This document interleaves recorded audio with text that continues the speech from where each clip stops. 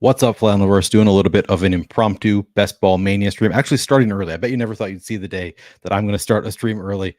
I'll tell you the score. So I just got back from Chicago this afternoon. A little bit tired. Not planning on streaming tonight. As of 45 minutes ago, I was not planning on doing a stream tonight. I reached out to Pete Overzet trying to get him see if he's free to do a stream with me this weekend. And Pete told me I don't think Best Ball Mania is still going to be around this weekend. I still have 32 drafts to do if I want to stream all 150, and I very much do want to stream all 150. So I thought if it's not going to be around this weekend, I better get going now. 32 hours of streaming approximately remain for me, so I jump in, get hopefully 3 drafts in tonight, something like that. Try to get on this so that I can fill up before the weekend, and I'm just going to get through. I'm going to be just rolling through these drafts. Probably not going to be doing a ton of team reviews, that stuff, because I got to stay on a schedule. Again, if it's 1 hour per draft, streams take a little bit longer. It's going to be 32 hours of streaming. That's going to be a busy weekend, and I need to be paying pretty close attention to the Best Ball Mania fill rate. I think it's going to be picking up quite a bit this week. So gonna get going here in just a second, but good to see you guys as always. It's been a while. What's up, Birdoggy? I just got back from a trip to Oregon, Washington, got home for 1 day, and then left for Chicago. So I have been not home. It's like at all in August. I also had a trip in Wisconsin earlier, so it has been busy month for me. I am looking forward to just sitting here doing some drafts with you all. What's up, Tyler? What's up, Disbanded Brotherhood? Dot back at you. And Debro has told me already he is hopefully going to be able to come on a stream tomorrow, keep me company for those drafts. But for now, I am just going to start jumping in. So let's do some BBMs. This will be number 118 for me. Luckily, I do have the assistance of the sidekick here. I'm going to block notifications here because they drive me crazy. Sidekick is not authenticated with leg up. Press the button. All right, I'm refreshing.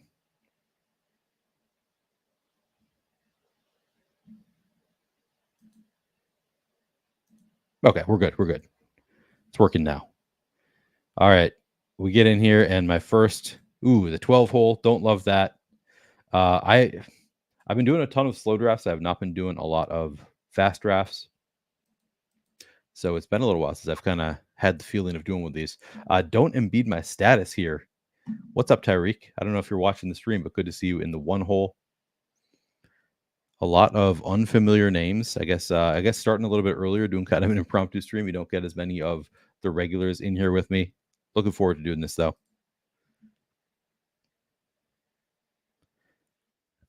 That's funny, Debro. No, I'm not. I've been exercising quite a bit, but I am not in good shape. I thought like I hadn't weighed myself in a while. I weighed myself last week, and I had gained weight. I've been running 4 or 5 miles at a time. So running is a term I could use. Maybe more like walk jogging most of the time, but occasionally running fast. But no, have not been losing weight. So that's the goal. That's the goal this NFL season. I'm going to be working my ass off doing DFS content, but also going to try to lose a little bit of weight while I'm doing it. What's up, Gumby?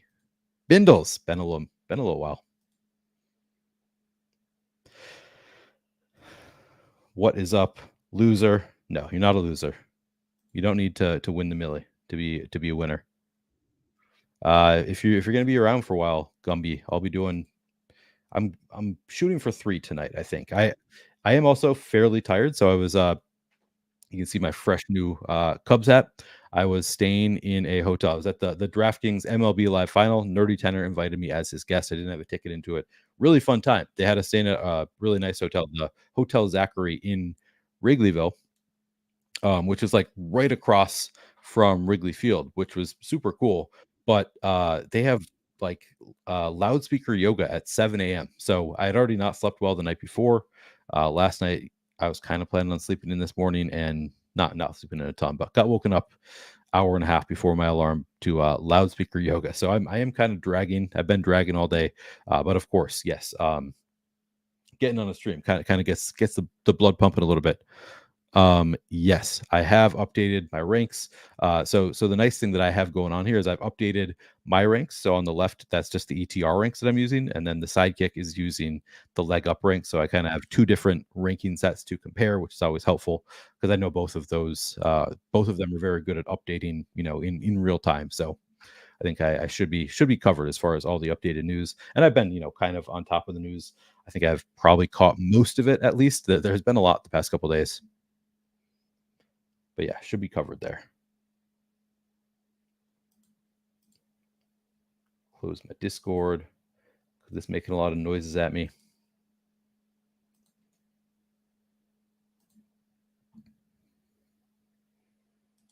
All right, we're coming up.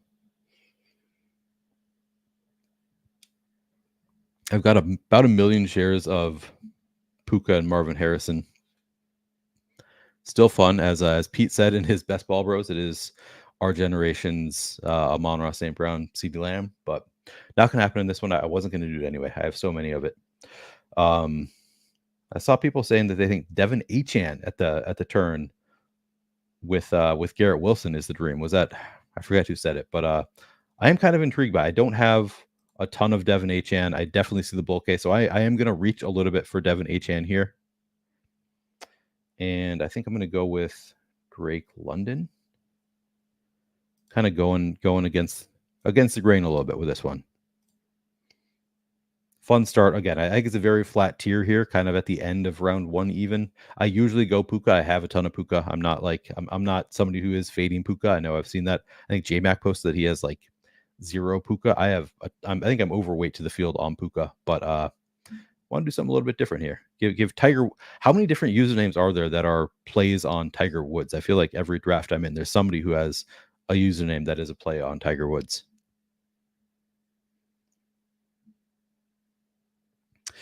I've drafted a couple of shares of Carson Steele on DraftKings.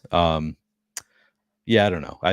I'm not going to buy too much into preseason play. I don't know how much there is to it.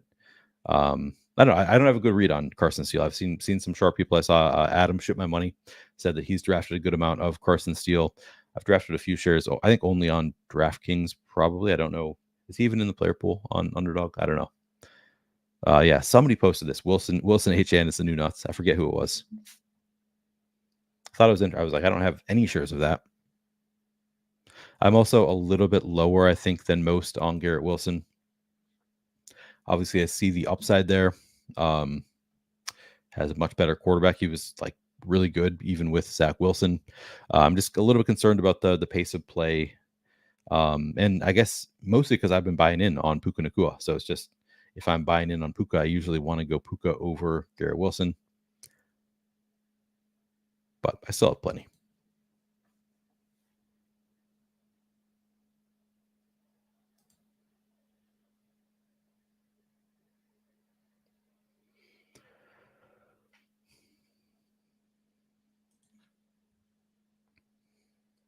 So Wrigleyville, very cool.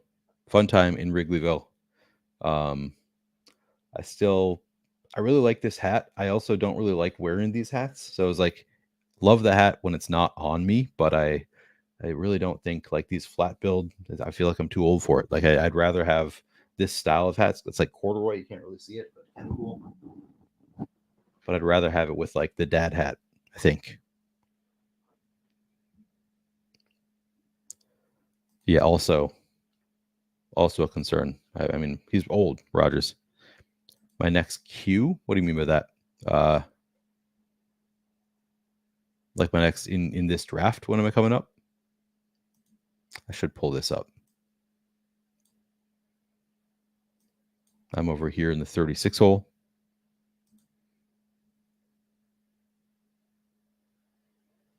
Oh, pick West, yeah. Yeah, agreed. I think it's a really cool hat. Love the hat. I also kind of a dumb decision. So I knew I was going to Wrigleyville, going to be staying in Wrigleyville, wanted to represent my guy Justin Steele. So I was like, I gotta get a Cubs hat. I've been wanting to get a Cubs hat anyway. I might as well get it before I go to Wrigleyville. That was a stupid decision because there are Cubs stores all over Wrigleyville. So actually I ordered the hat 2 weeks ago, not really as realizing that New Era takes a long time to ship their hats. So I thought, yeah, I'll have it plenty of time before I go out to Wrigleyville to stay there. And turned out that was incorrect. I did not get my hat in time to wear it in Wrigleyville. So I didn't have any kind of Cubs gear while I was there, but it was waiting for me when I got home. So that was nice.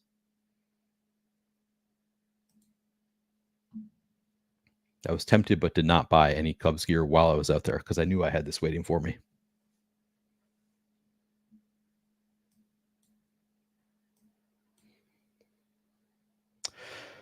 So yeah, after this draft, so I have 32 drafts left coming into tonight. I'm getting worried. I'm getting worried that I'm not going to fulfill my promise of streaming all 150 or getting through 150 drafts. Tyler did suggest that I could start multi-tabling, using the draft caddy. Makes it a little bit easier. Do I go Rashi here? Yep, I'm going to go Rashi.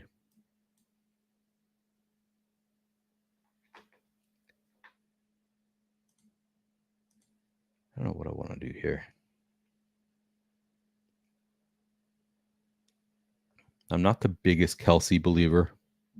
Not that I don't believe in him or the talent or the team, just from I have concerns that they're going to sit him when I need him. Or just, I mean, not sit him, but like give him 60% snap share kind of thing. Spread the ball around a little bit more to the younger guys. And I don't know. Makes me a little bit nervous the way they used him in the regular season last year. So not totally out on Kelsey, but tough click. I listened to Debro. Speaking of Debro coming on the channel tomorrow, he's moving from Colin Cowherd to me. I mean, that's a big audience. Colin Cowherd's audience. Pretty cool.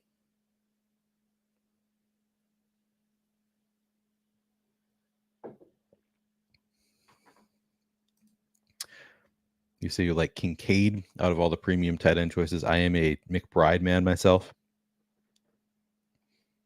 Just great schedule for the Cardinals. Love the matchup with the Rams in Week 17. Love taking Kyler. It's just a fun team. Also draft a good amount of Marvin Harrison Jr. Not afraid of the rookie pick.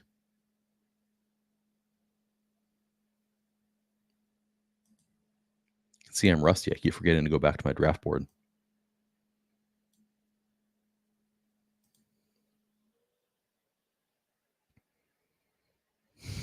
Yeah, Chris warned me earlier today that he thinks it might be a liar. I promise everybody I'm going to stream 150, and then I'm falling behind. I was ahead of schedule, all season, and then in August went to Wisconsin for a family trip for a week. Thought I might do some streams there, and basically didn't have internet the whole time I was there. And it was a small place, a lot of family surrounding me at all times, so couldn't make that work. Then went out to Oregon for a few days and Washington for a few days with my wife. Didn't really have time. We had a lot on the schedule, so that was another week. So 2 weeks in August, have not done any streams, and then went out to the MLB Live Final again. Thought maybe I'll do some streams there, but you get busy. I don't know.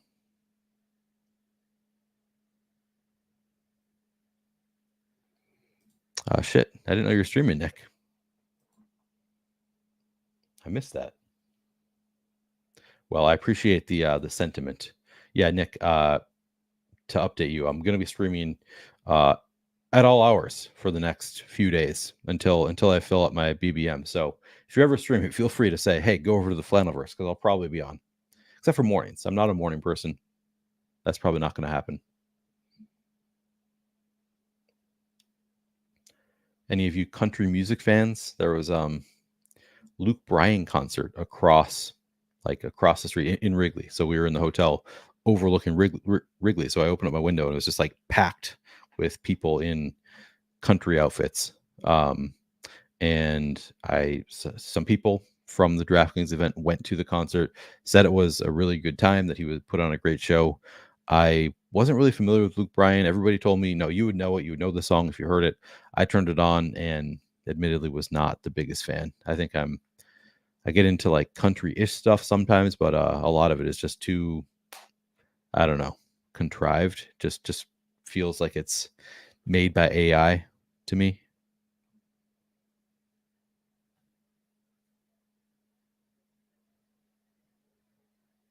Yeah, I mean, the draft caddy would make it a lot easier to do the multi-tabling.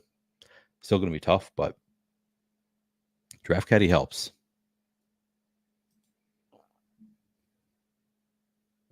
Oh, no way. You're having short gamer on?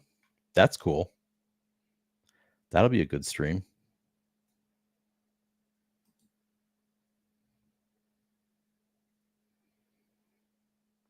Nick, if you're ever free this week and you want to come on to my stream, I'm going to be looking for a lot of guests.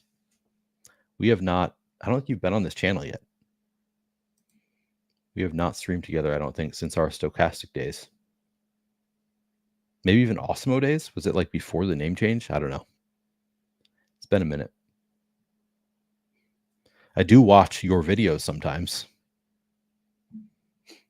Usually like pre-recorded stuff though.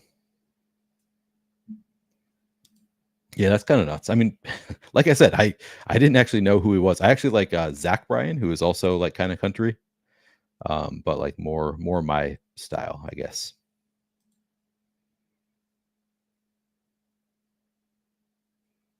Oh yeah, we should talk. I should DM you. This is all so impromptu. I was like starting to think about like what am I going to be doing this week. Oh, I'm on the clock. All right, let's see. Yeah, all the tight ends went, including Pitts and Kittle. Man. All right, what do I want to do here? I think I'm just going to take the advice. Go with Jaden Reed. I don't have a ton of Jaden Reed. Man, it wants me to go Anthony Richardson over Rome. That's interesting to flip there. There's no correlations there, no Giants, no Colts. Should I do it? I think I'd rather go Rome.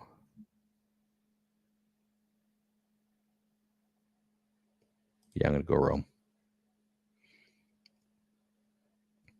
I do like the range of outcomes for Rome. Like I think that there is some possibility that he ends up being, the guy in Chicago. I don't think it's likely, but I think there's some possibility there. And even if he's, the wide receiver 2, he'll be in a good spot. I like the offense. Buying in on Caleb.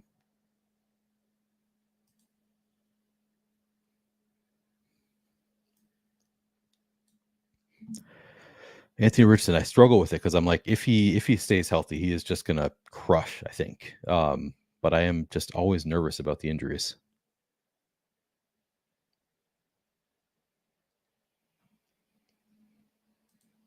Yeah, I mean the night is going, it's going well. I'm glad to be here. Happy to be streaming. I also with DFS coming up next week, I'm ready to make that switch, I think. So I'm like, I got to get through these 32, but I also I'm really excited about DFS season. So it is kind of like a nice thing about trying to get these done. If I can get them done before the weekend, is it gives me like a little bit of a break or like a, start to process DFS a little bit more. Like I've been thinking about it because I'm writing articles and stuff, but I do kind of appreciate the break in terms of content, I guess, for like video content at least. I'll be writing probably in the meantime, working on my week 1 stuff. But yeah, it's going well. Excited to be back and streaming. Oh yeah, the 15-second option, that would be awesome. We should definitely, yeah. You should I'll reach out, Meg. Would love to have you on this week.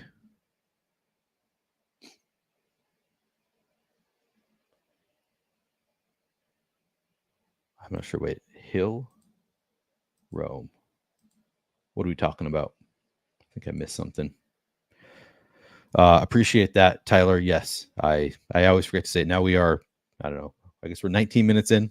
So saying it earlier than usual. Thank you for the reminder, Tyler. Yes, please do like the video, subscribe to the channel. I am still trying to get to 2,000 subs before the NFL season. I'm going to be streaming nonstop this week, essentially for 32 hours this week, and then starting all my DFS content.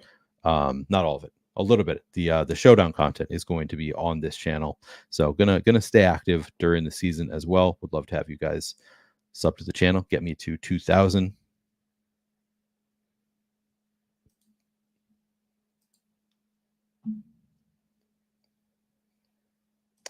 I feel like the screen that I'm looking at in StreamYard doesn't always update. So I'm like in StreamYard, I have to go back and check from time to time. Is it actually where I think it is on the board? Yeah, DFS has got me excited also. Very ready. I'm, hanging out at the MLB live final with a bunch of DFS bros, of course, where we're talking a lot of DFS, kind of gets you in that mindset. Also, I actually played a little bit of MLB DFS while I was there. Didn't win. Did okay at the pick six stuff, which not happy about that, the way things are going with pick six. But very excited for DFS season to return. Yeah, I'll definitely do some battle royales on Underdog. The hard thing is, so all my content is going to be geared toward DraftKings, and I'm going to be super busy. Like I'm doing a ton of written content, I'm doing a ton of video content, I'm doing showdown, I'm doing main slate, so I'm going to be very busy during NFL season.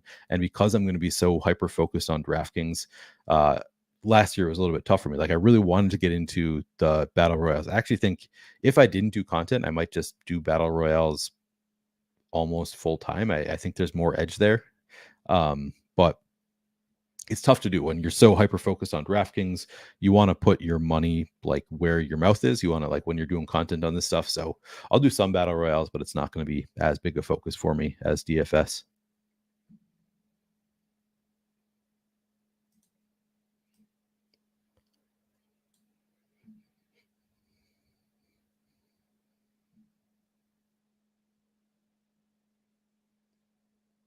All right, no quarterbacks I think I want to take here yet. So kind of best available. DeAndre Hopkins has been moving up slowly but surely. That was kind of nice seeing that he's going to be back for week 1, and in several slow drafts, he was still available, like past pick 100. I like that. Yeah, I'm going to go Ferguson here. That was going to tell me to take Dak, because as you guys know, I want to take a quarterback here. I like to get my stacks going. So I've got Dak and Love as potential quarterbacks. I guess I'll go Love.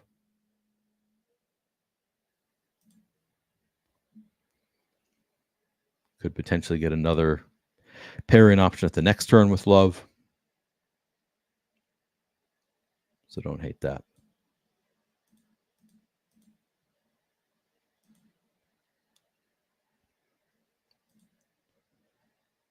Just the board.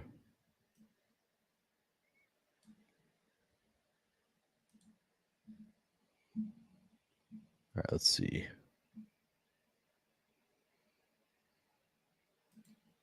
Yeah, I mean, it's been so fun, best ball summer. Like it's been awesome, but like it gets exhausting. And I think I also I'm in so many slow drafts that like Pete talked about this like a month, a few weeks ago, talked about like the fatigue and like how it is manageable. But yeah, definitely manageable. Like we're in a lucky spot to be able to be playing best ball all summer. But I do get to a point where it's like I'm on the slow drafts and I'm like, damn it, I'm on the clock again. Like, how does this keep happening?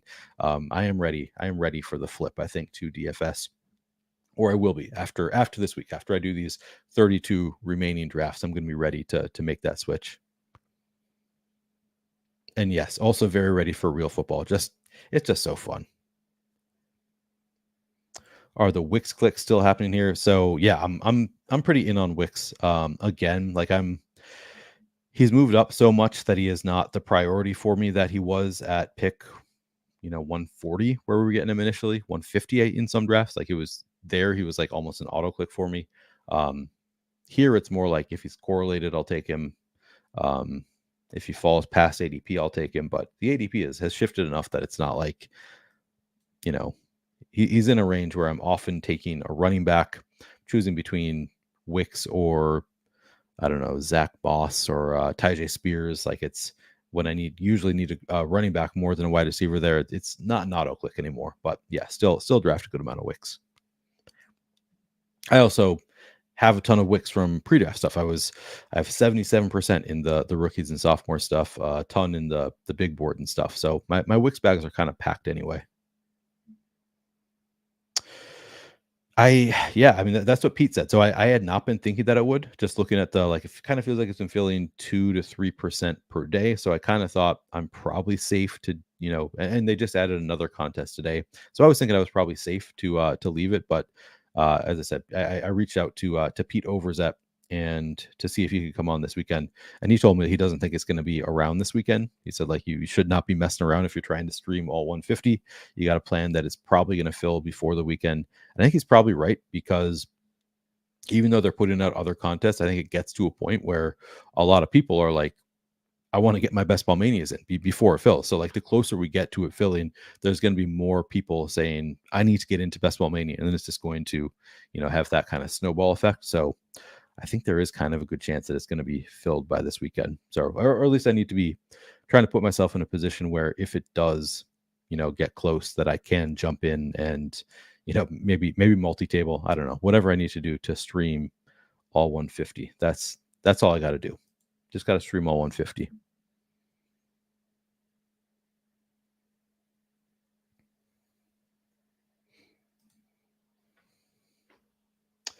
Yeah, I mean I don't only do them when I'm about to fall asleep, but yeah, that's the same thing. It's just like it's hard. It's hard to find the time when you're doing DFS. You're doing season long. Like I have so many things, and it's new, so has not become the first thing on my mind like these other things.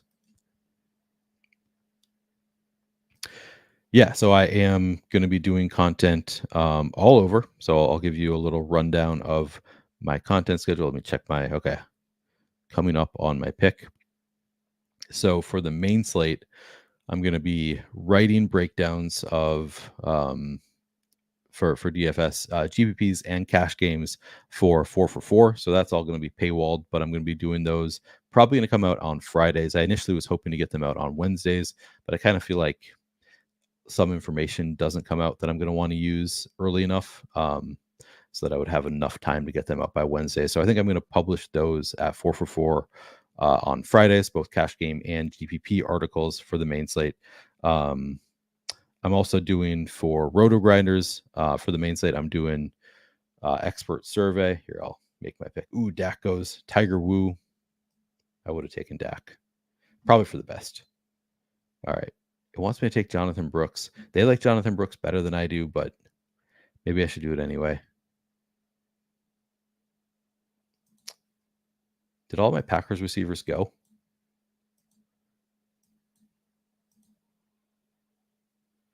No, they just don't love Wicks. So I'm taking Wicks. I got Love. Taking Wicks. Do I have any backstat quarterbacks? Atlanta. I guess I could take Kirko later.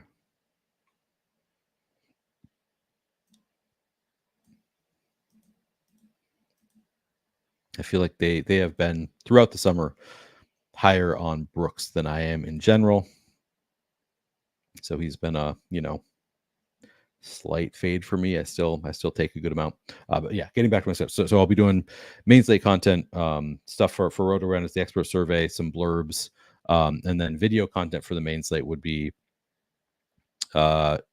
Friday's going to be doing the show at 4for4 with Corain and Davis Maddock. Saturday is going to be doing a show with Scott Barrett, Outside the Box, which we did last year. And then Sunday morning, I'm going to be doing a show on Roto Grinders. And then for showdown slates, I'm also going to be doing a ton of content. So I'm going to be doing written breakdowns for fantasy points. Again, that's going to be behind the paywall at Fantasy Points. Get use that code Orfield24, 15% off anything at Fantasy Points. Use that code. I'm also going to be doing the expert survey for Roto Grinders for Showdown, each Showdown slate. And then for video content, all of my video content for Showdown is going to be here on this channel. So again, subscribe, please, if you have not already done so. I put a lot of thought into my Showdown, try to break it down in a way that, gives you a good idea of how I'm going to build. So yeah, I think I'm just going to be doing live shows like after inactives come out. So like basically leading up until lock, I'm giving some thought to whether I will have the time to do like earlier breakdowns in the day that are just like pre-recorded, just like a quick like, here's what I think of the quarterback on this team, quarterback on that team, go position by position, team by team. If I have the time, I would like to do that, but unsure if I'll do that. But yeah, so I'll be doing showdown content as usual on this channel.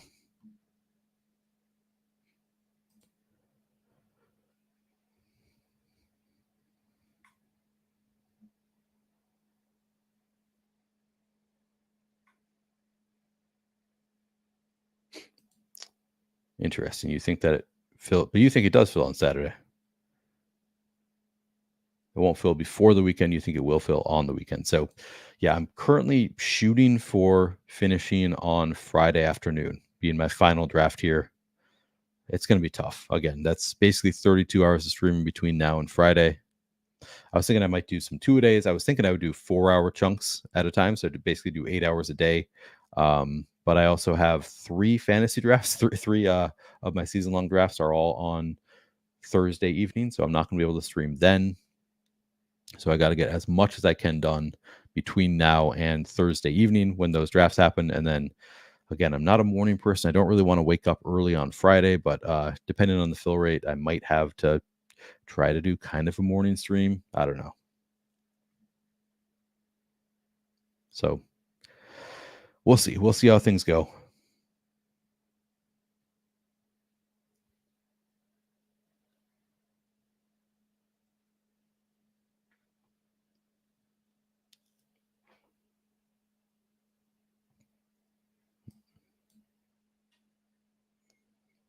I haven't really been paying attention to the differences in the rankings yet.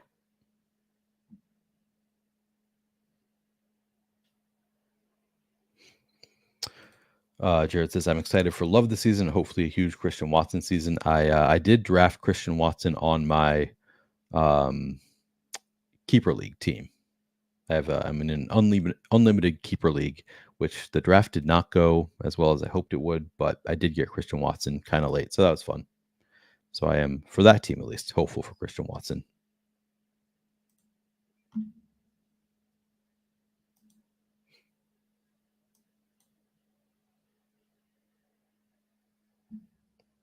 Whoa.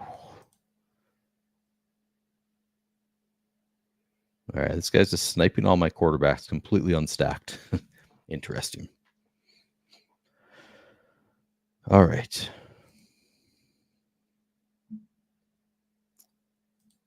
Got to go Gus Bus here.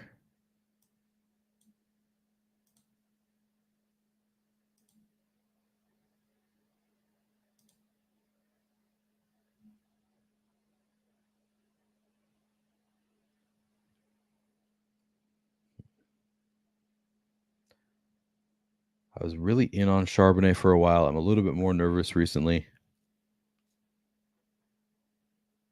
Did Polk go already? He must have gone already if they're not recommending him to me.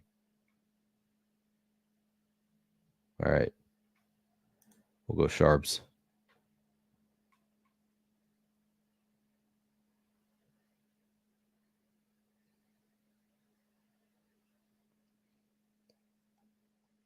I'll figure something out.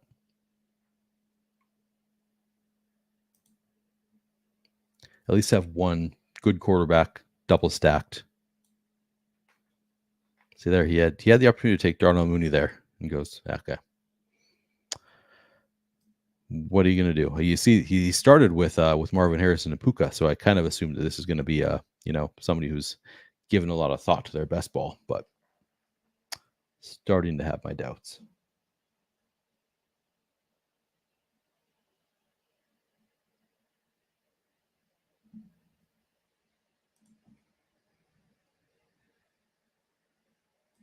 Slow drafts give me hemorrhoids.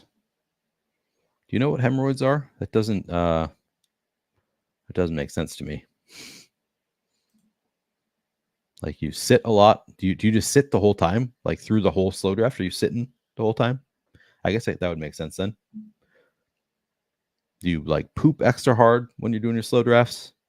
I'm trying to think, why would they give you hemorrhoids?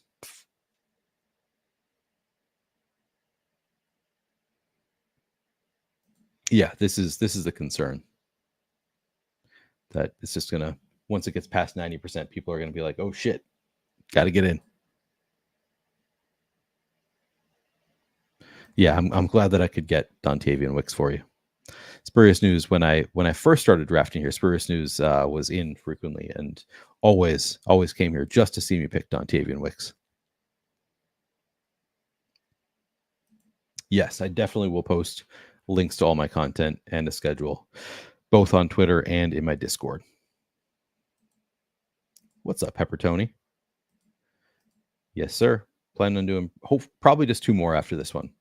I am pretty tired. Again, I was not planning on streaming tonight because I was like, I'm dragging a little bit. I don't really feel like it. I'll just really go do eight streams tomorrow, 8 drafts tomorrow, and then Pete got me nervous. So probably doing 3 tonight, and then I'll be streaming basically all day tomorrow and Wednesday, and then Thursday afternoon. Hopefully get me close to my 150.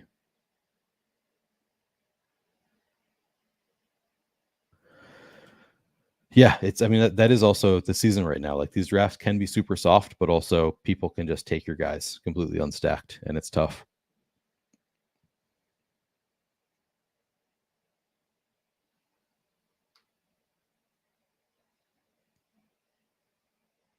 Yeah. Jeff says, August drafting, if you can escape with clean stacks, you feel great about your team. Feels like a bit of a crapshoot, though. And then you go on DraftKings, and it's just like magnified. Like, your team's going to be awesome if you get stacks.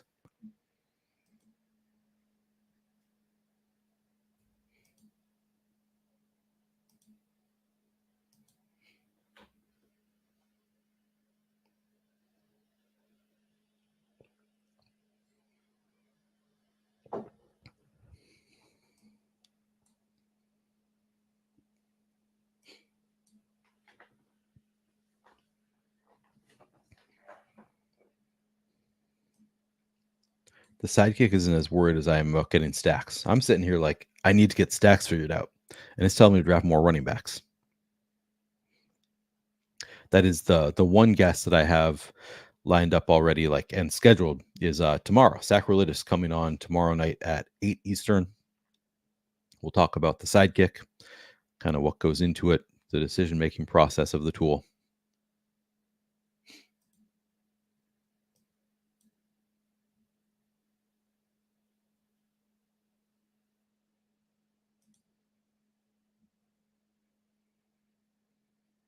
All right.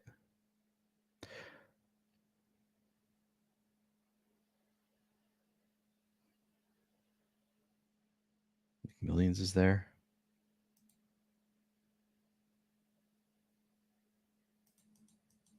Do I do that? Yeah, I think so. McMillions and Baker.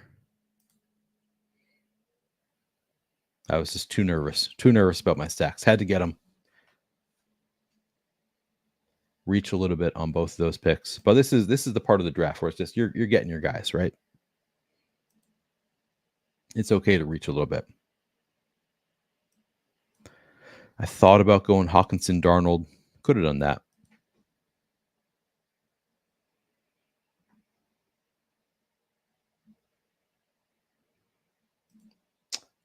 Looks can be deceiving. I definitely did not get thinner on this trip. Although I did have very sad experience last night. So I don't know if any of you follow Toe Tag and Tambo, was also out there, also a guest at the MLB World Final. Posted on Twitter last week asking for recommendations for Chicago style pizza. Where should I go to get pizza in Chicago? And multiple people responded, you got to go to Pequod's. I don't know how you pronounce Pequod's, whatever it is. So you got to try it. And then I get to Chicago, and Bills fan had already been out there. and was like, "Yeah, it's awesome. Like you should definitely go to Pequod's. It's really good." Also said that it makes you feel like you need to go to bed, makes you feel like shit. So there was some positive, some negative there. But talked to several people throughout the weekend who had been there who really were raving about it. So reached out to a few friends and saw and ended up going out there with Nerdy Tenor. Went out to Pequod's to try to get some slices of pizza, and they apparently are reservation only, even on Sunday nights. So we did not have that reservation. Did not get to go to Pequod's. They do have a shop next door called Whale Tail that has you can get the slices to go. We were already out there. We met up with Scout 326, also lives out there. He lives out there, so he knew right around the corner there was an Indonesian place. So we went there instead, and it was very good. But really wanted to try Pequod's, so that was kind of a bummer.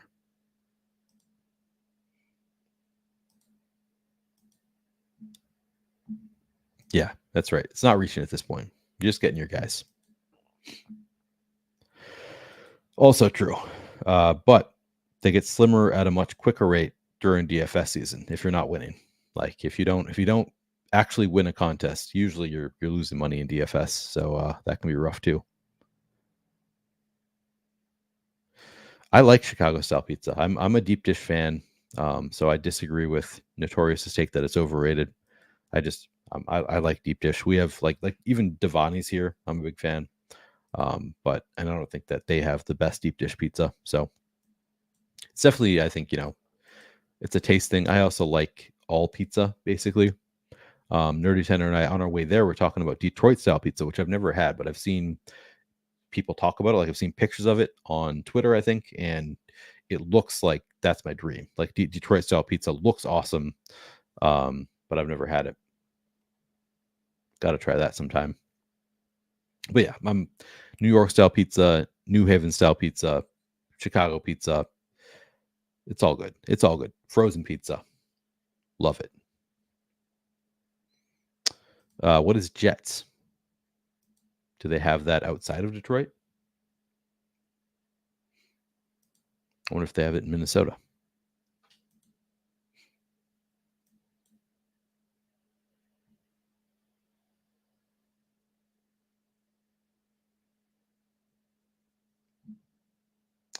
Somebody take Cade. Yeah, Cade goes at 171. I thought he would come back. I guess it was not that far ahead of ADP, but goes to double bye week stack, a little bit ahead of ADP. It's not that crazy. I don't love the pick, but if Cade's your guy, enjoy. Jawan Johnson makes his way back. I'll take some Jawan happily.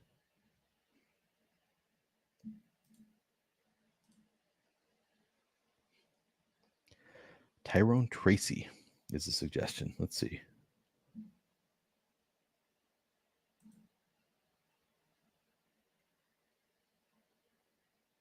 I'm a big Estime fan. I've actually been drafting a lot of Will Shipley lately. I'll take their suggestion. I haven't drafted Tyrone Tracy in a while. Drafting a lot of Jordan Mason. I realized that. So I just switched the rankings that I'm using back to ETR right before the stream. I had like the ranking set that I've been using for all my slow drafts and stuff, pretty heavily like edited by me. Like I moved up all the guys that I like. I didn't do that again for this stream. So now I'm like the guys that I usually see here. Oh, Carson Steele is there. I guess I could have gone there. But my ranking is not what I'm used to. But yeah, always love me some Estime. Shipley, again, higher and higher on. Jordan Mason, he was gone. Yeah. All right, so what are we at? We are at 2572. Quarterbacks are Jordan Love and Baker Mayfield. Running backs, Devin Achane, Jonathan Brooks, Gus Edwards, Zach Charbonnet, Tyrone Tracy. Wide receivers, Drake London, Rashee Rice, Zay Flowers, Jaden Reed, Romo Dunze, Dontavian Wicks, Jalen McMillan. Tight ends, Jake Ferguson and Jawan Johnson. With 2 picks left. I think I could be done at tight end. Could be done at quarterback. Might have to be done at quarterback. I guess depends on who comes back. Unless I can do like another back stack kind of thing. I don't know. Running back, at least I got Achane. That's kind of my anchor. Brooks could come on late. I guess Edwards and Brooks like maybe have a little bit of, Edwards is early, Brooks is late kind of thing. I'm hopeful that Edwards is just going to be the guy all year, but who knows? Cam Akers goes. I have not thought about drafting Cam Akers. That's a scroll the F down pick.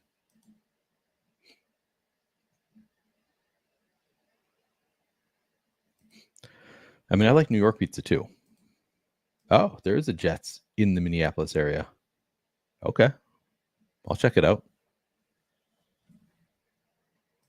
What's up to what? Going to finish this draft in about 5 minutes and then jumping in another if you want to join. What's left at wide receiver? Let's see.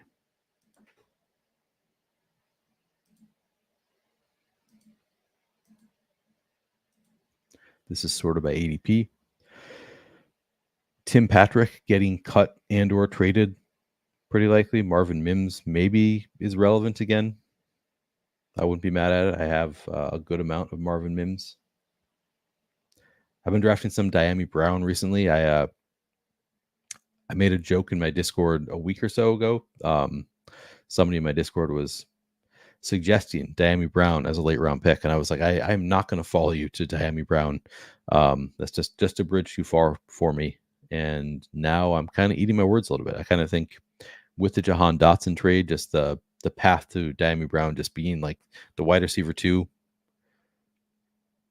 Like I think he could have some spike weeks, and so I've started buying in a little bit, especially when I have Jaden Daniels, who I like to draft.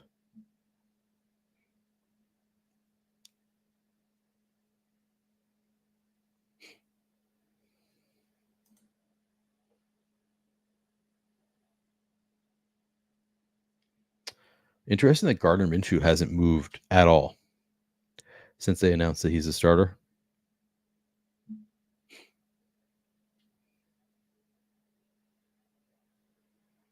Kind of thought he would get a jump there. I do have Jawan, so I could go Derek Carr. I think this is a team that could maybe benefit from a third quarterback. Could go like Minshew, Trey Tucker.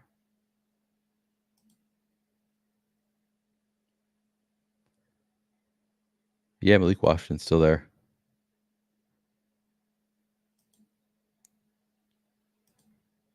All right, we're going. Oh shit! I gotta change my settings apparently. But I still have Derek Carr. I would have gone, I think, running back there probably. Whatever. I'm gonna go Derek Carr and be done.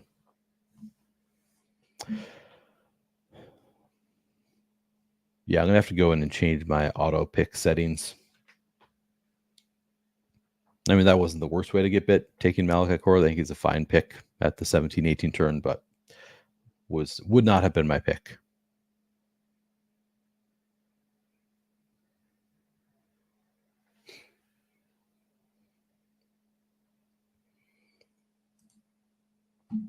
So what says, let's talk Minnesota pizza. Carboni's might be the best Gina Maria's. I've never heard of Gina Maria's. If you're in the western suburbs area, I guess I don't spend a lot of time in the western suburbs. Not a big Buffalo chicken fan, but Jets, I love Buffalo chicken. So if Jets has it, count me in. Yeah, Red Savoy. I've had a lot of Red Savoy. I actually like they have kind of a spicy one that I order sometimes. Always leaves me feeling like shit though. Like I've had a lot of Red Savoy in my day, but I've realized that I sort of started ordering again within the past, I don't know, 6 months. My wife had a few business trips and I was like, get whatever I want. I guess I'll try Red Savoy again. And I used to order it, 10 years ago.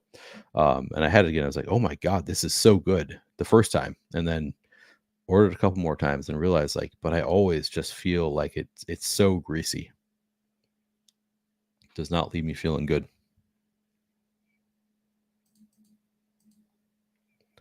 I probably also don't order the best, like in terms of if you want to feel well, I don't make the best decisions there. Oh shit. I think I just got 10 minutes left. Yep. Heads up. Oh shit. I have several. All right. I gotta make some slow draft picks while I get into my next one. 4 minutes left in an eliminator.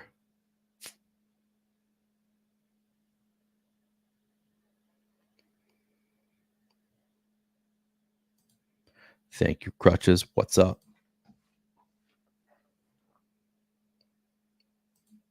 Yeah, we gotta. It's because I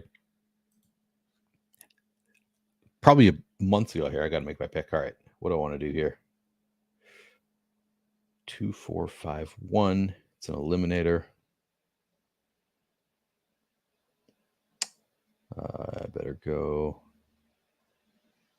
by ADP because I don't like any of these. Ray Davis. There we go. I'm gonna go do that right now. So I was like falling asleep one night.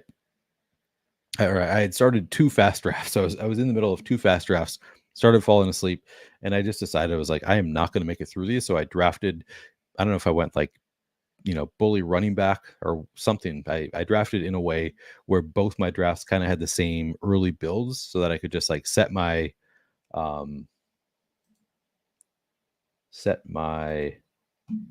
limits one way. So 2-6-8-2, I guess is what I did. So I set my limits this way, just feeling like the way that I'd built up to that point, like my team was going to be okay. I could kind of self do it on its own. All right, we're going to do 3, 7, 9, 3. This way it won't be an issue. Do I need to save that? Oh, yeah, I do. Okay.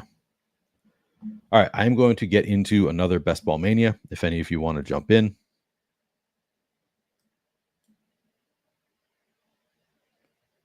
What just happened? I don't think I entered. All right, we are at 88.2% full.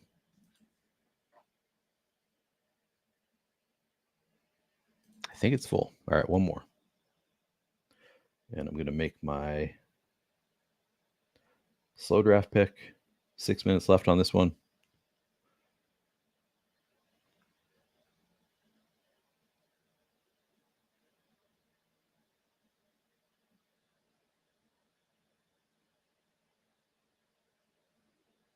I'll take Crutch's guy, Jacoby Myers.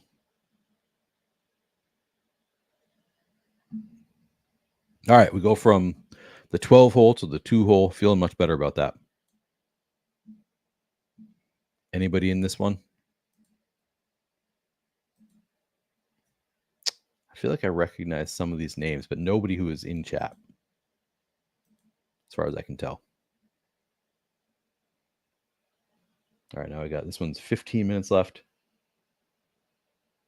I feel like DeAndre Hopkins is a pretty good pick at ADP now that we think he's going to be playing week 1.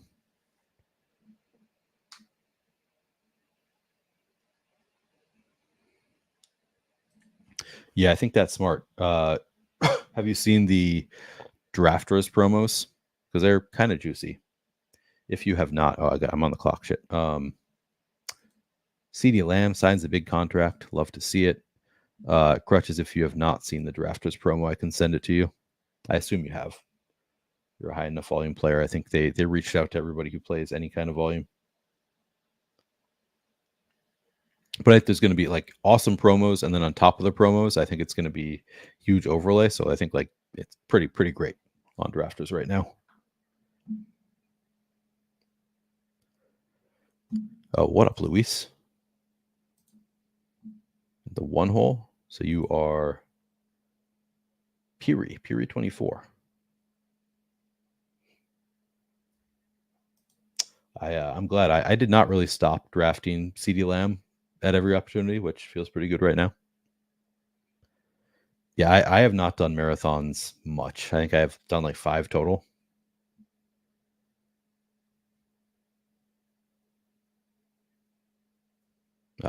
Yep, been there.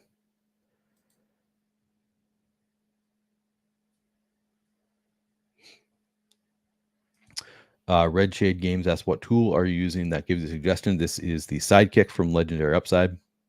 If you go to legendaryupside.com, I should probably put a link in my chat so you can find it. But yeah, just at legendaryupside.com. This is the Sidekick. And it's pretty sweet tool. I said earlier, I'm tomorrow at 8 Eastern, Sacrilegious, who is one of the architects, I guess you would say, of the Sidekick, is going to be coming on the stream. So we'll talk about some of what goes into the decisions, but it's essentially, using the Legendary Upside ranks, some correlation, and there's kind of a lot to it. It's pretty awesome tool. Really saves you some thought. Does a lot of the thought for you. And honestly, as you can see, I don't always take their suggestions. I'd say usually I don't, but I usually, I'm taking one of their top suggestions a lot of the time because they put a lot of thought into it.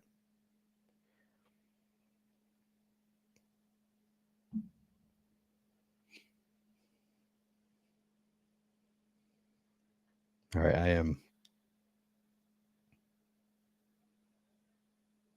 You can see here. Here's my. I don't know if you can see my all of the slow drafts and like the amount of time I have left on them. So if I'm slightly distracted while I'm doing this, it's because I'm realizing all of these are going to be coming up during this draft. So I gotta I'm trying to sort of stay on top of it. I don't know. It's tough. I am a little bit burnt out on the slow drafts. I posted on Twitter that I was debating whether to enter any more drafts while I was in Oregon, like about to cross over into, Oregon crossed into Washington where you can't enter drafts. And I did. I entered 5 more slow drafts, which was probably a mistake, but got a few more puppies in.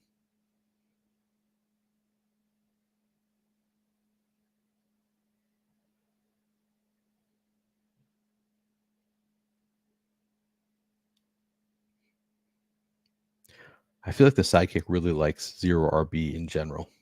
Like usually the early suggestions are all wide receivers.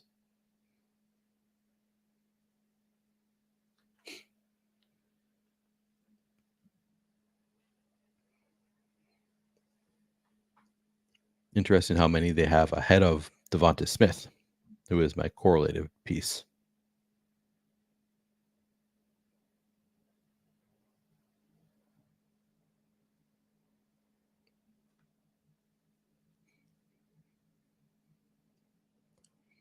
I'm going to go with Cup just because I don't have much.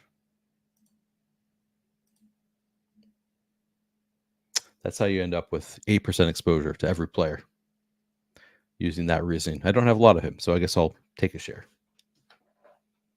But, Cup is the kind of guy who could break things. I'm not like super afraid of it, but because he is aging a little bit. I think Puka's really good.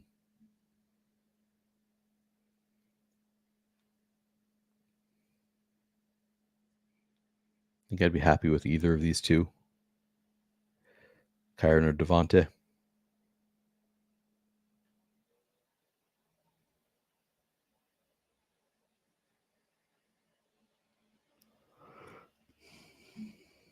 All right, we'll take my week 17 correlation, CeeDee Lamb, Devonta Smith.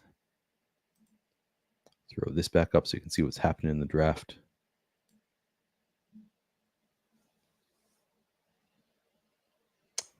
Just not a fan of DeAndre Swift, I'm realizing.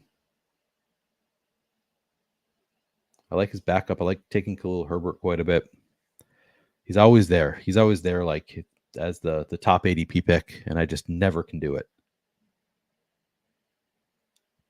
So you can see here the Sidekick, because I took Devonta Smith, moves Jalen Hurts way up. So the only ahead of players that I'm sure Legendary Upside has ranked higher than Jalen Hurts, but because of the correlation with Devonta Smith and CeeDee Lamb, it moves him way up to the top of my queue.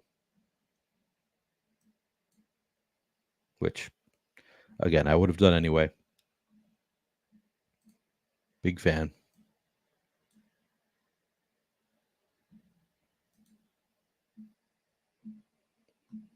All right, sorry, getting back to it.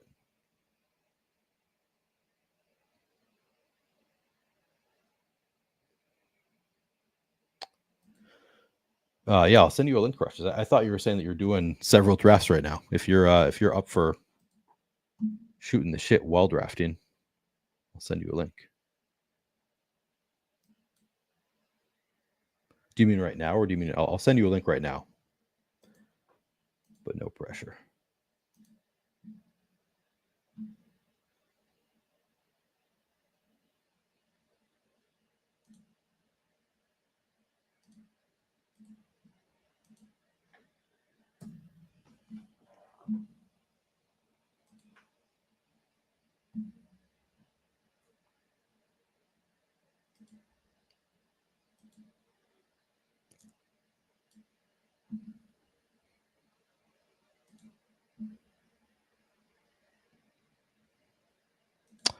As we come down the home stretch, who are your biggest flag plants? That is a good question. Still very much in on Khalil Herbert. I don't know that I call him like one of my biggest flag plants. See, now I feel like if I pulled up my rankings, it would be easier if I had not changed my rankings to be the ETR rankings. I had some bigger stands where it was players I had pulled up quite a bit. But honestly, like one of the players that I had pulled up in my rankings quite a bit was Ricky Pearsall, just for the the possibility of a trade of an Ayuk trade. I still think it's a fairly strong possibility, and I think he could benefit. But the injury, it's like, man, he keeps getting hurt. It's just like even if Ayuk does get traded, I'm starting to be like, I thought he would be like a sure thing, like awesome pick if Ayuk gets traded. Now I'm more and more like, I don't know if that's true.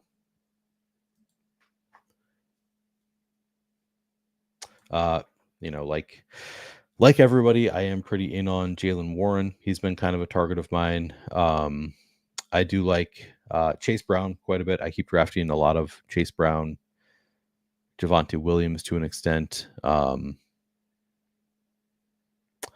would say like in the first round, like I am in on Marvin Harrison. I know a lot of people are like fade the rookie. I'm not taking the rookie. I'm buying into the rookie, not being scared off.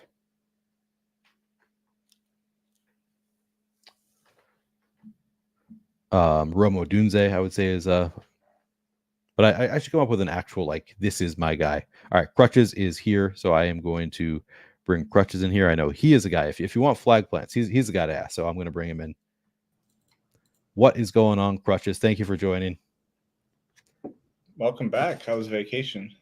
It was good. It was I'm exhausted if I'm being honest with you. It's my third vacation in August. Like, I love it. It's a lot of fun, but I come back and I'm like, just like it kind of zaps me with my energy. Like being home is nice. But yeah, kind of exhausted. All right, let's make our pick here. Sorry. We have CeeDee Lamb, Cooper Kupp, Devonta Smith is who we have. Travis Kelce is, I mean, this is pretty late for Travis Kelce. Do you think that's the pick? Yeah, about 50 is what probably the bottom of his range, I would say. Yeah. So yeah, I'm kind of tired. Also, just didn't sleep extremely well in Chicago. But okay, where were you on vacation? So my most recent vacation. So I had just gotten back. My wife and I were in Portland and Washington State for a week, and got back from that last Thursday, and then Friday I left for. Okay, let's make our pick. Lamar is gone. Looks like. Here, I'm going to sort by ADP here. I guess I could go Pickens here. I usually go Kirk. Yeah, Pickens is fine. I think I've been clicking him more recently as he falls. Yeah, I don't buy this this trade stuff. It's like I always joke about like the IQ curve meme. And like the left side of the curve is just like the cap isn't real. They just make it work. They can just put it into a signing bonus, do whatever they want to do, and pay the guy. Like, yeah. You see how bad they look without him and Trent Williams. Like they need probably both of them, but at least one of them. I guess the devil's argument would be like Trent Williams is more important, so they'll sign him first and then worry about Ayuk. But which is probably true. But like, yeah, I don't know. Yeah, I bought into it, but I also at this point I feel like even if he does get traded, it's probably not Pittsburgh. Like I sort of feel like Washington would be the most likely scenario if there is a trade. So yeah, and then I feel like we still have the dip 10 picks past where Pickens was going previously. So like it's a dip for no reason, kind of.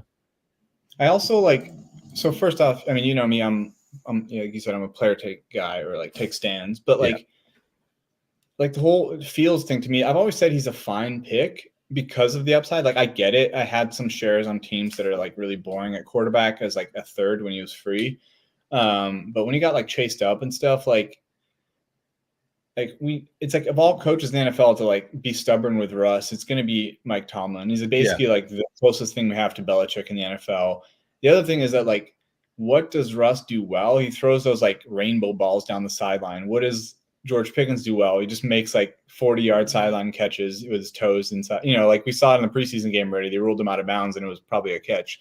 So it's like I could see them meshing. And then if he runs more crossing stuff like we saw in one of the preseason games, I could see him paying off value halfway decently. So yeah, he's also, I mean, as somebody who like has the even exposures, pretty nice to like get him now when he was going pick like the 3-4. No, he was like 43. He was 39 like ADP early on. Yeah, so now like getting him when he's a little bit cheaper feels nice. Yeah, it's funny. I think you mentioned before I hopped on the Hopkins price feels nice now. I was in a big dog and like I only hopped in because I thought it was going to be some Settleman tweeted out he was in a big dog and I was like hoping his audience hopped in and it would just be like a softer non-badge thing and it was all badges. Okay. So anyway, it was sharper than I liked and I got stuck in the 10 hole. So I went like Garrett Wilson and then like I went a decent like I took a rare Derrick Henry share at like 39 because he fell. And I was just like, okay, like, I'll do this. So I got buried and people just kept taking receivers. And at the end, I only have 2 of them so I can find it easy, but I felt like so gross at wide receiver. And then I realized like a few months ago, this would have been like a fine receiver room because we were happily clicking. I just bought the dip on all the receivers. So like I had Garrett Wilson, my wide receiver 1, then Jaden Reed at 63, Addison at 82 and DeAndre Hopkins at 87. So it's like, if you said that like 4 months ago, you'd be like, oh, that's 4 receivers in the first 7 rounds. You're fine. And now it feels so gross because mentally we're like, ew, like he might be suspended. This guy might be injured. But I'm like, I just did the same thing, and then I took 8 receivers with, Curtis Samuel, Wicks, Mike Williams, and then Jalen Naylor late. Like, all right, we'll just try to land the plane. But like, it felt so gross because structurally I didn't have receivers. But when I think about it, I'm just like, all I'm doing is just buying these guys at the lowest they've been the entire cycle of this draft season, which is probably fine. So yeah, getting Jalen Naylor, I think I'm with you on Jalen Naylor. I know Sam Sherman was tweeting about it. I actually a little behind the scenes info. So Fantasy Points coming out with this new ass separator score for wide receivers, and Scott was telling me that Jalen Naylor, in a small sample, but has looked really good in the NFL, like by their new ass metric, which they really buy into. So nice. That's good to hear. I mean, I'm basically I'll click them in the 17th everywhere. If it's like, because it's like once you're there, it's like I think today actually with the Tim Patrick news, I think Josh Reynolds is probably a really good click because people are like, oh, is Mims live or like are my Franklin bags not dead? And I'm like, they're probably still dead. Like his stats are really bad in the preseason. Like Mims maybe, but we know Sean Payton likes big bodied wide receivers. Like that's why he plays little Jordan Humphrey and whoever. And like Reynolds has been legit fine as an NFL player, like, on the Rams, on the Lions, like he's been okay. And the only reason I was worried about him was that like, maybe they're going to play more Tim Patrick because when he was healthy, he was okay. And with him gone, it's like, yeah, you should probably just click Josh Reynolds a good amount. Like he's basically just Courtland Sutton on the other side of the field and you're getting him for free. So yeah. It seems like I have a few shares. I don't have a ton. Right. I mean, it's just like a today I just started. Yeah, right. Yeah, exactly. James Conner, the suggestion, that would be probably where I would go.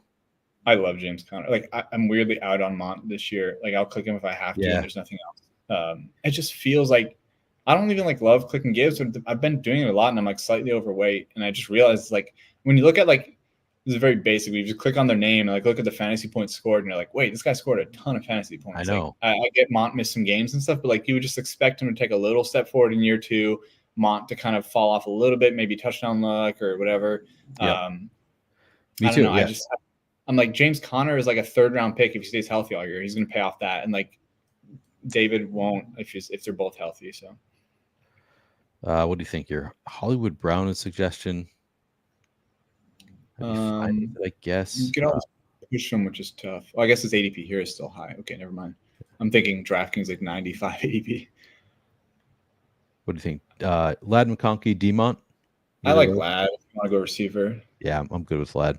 I was gonna say like Demont, I'm fine with there once we take the phone guy we love. I don't think Kamara's a terrible pick. Like I've been clicking these gross running backs a little more. Where it's like, I have trouble with that. Like kind of the same thing with Demont, where it's just like I feel like I'm kind of a fish for not clicking it more. Like with Demont, like I feel like it's probably a sharp click, but I can't get myself to do it. Just like you said, like all these like little things kind of give me the feeling of like I really don't want to do it. And Kamara, I had it last year, and of course that hurt quite a bit. Like he was great last year, and I had none. So I probably should start, especially with Kendra Miller being like totally doghouse now. Like who else are they going to play? So you're probably right. I think, I mean, the answer is probably Taysom Hill. So probably a smart pick on tight end eligible sites. But I think something interesting I've been thinking through is like, I think we talked about how maybe it was the new Bet Small Manifesto, but basically where like just by drafting a certain structure, almost you had a higher chance or like zero RB was probably just because you were drafting smarter, because like most smart people were doing a certain thing. So it's like if you drafted structurally, the Hayden Wings, like 4 wide receivers to round 7, you do all these like correct statistical things, but instead of doing like the Jalen, like I have Jalen Warrens, I still have a ton this year too. He's my highest owned player probably, but like I was thinking like, what if you did it differently, where you draft like everyone else, but when everybody's just completely out on someone like, James Conner early on or Alvin Kamara, you basically draft the same structure, but the difference is when you make it to the finals, all these guys like Crane, if you're fighting against them in the finals, they all have this like similar build style. Right. And you've got like the same build, but with like these dusty running backs who are low owned in the finals or whatever it is. Right. So it's an interesting concept I was thinking about, where it's basically you build the same structure, but with like the unpopular running backs to the like best ball cabal, thought leaders. And it's funny because they all have like Kamara is not ranked differently than those guys. We just all kind of have groupthink in that way of like the players that we like sometimes. So even though we all agree like, okay, we want to be taking a running back here, I feel like a lot of us kind of like gravitate toward the same running backs. Those of us who are drafting that style, or that's probably a sharp idea to go for some of those guys that like kind of give you the ick and they don't really understand it, why they give us the ick. Yeah, it's also like different too, where I've noticed this more. This is the first year I've really taken best ball seriously. Or I think I maxed it last year, but it was the first year, so I hadn't like had a year of previous drafting to like know when is the best time to draft and all this stuff, other than just reading the articles. And I realized that like I am very like, maybe it's like the crypto trader in me, but I am very like price conscious about like I don't want to draft Rasheed as high as he's going. And I mean, I'm done with BBM, so I don't know what I would do if I was in there. But like, I mean, I was very lucky, at least with the Hollywood injury, because I had a ton of Rasheed and a ton of Xavier Worthy and no Hollywood Brown. So then once they flopped, I was just drafting a bunch of cheap Hollywood and no like Rasheed. Or, I was still taking Worthy because he didn't move as much. But I do get kind of price conscious. So it's like if Kamara was like in the same price he was early in summer, I wouldn't take him. But it's like if he was going like 50s and now he's going 70 or even 80 sometime, like I'm just going to like, okay, this is unique and it's the cheapest he'll be all summer. If I pair him with a good structural build, then we'll be fine. Right. We run to the podium with Dak here, or what's your normal move? Yeah, absolutely. That's my normal move.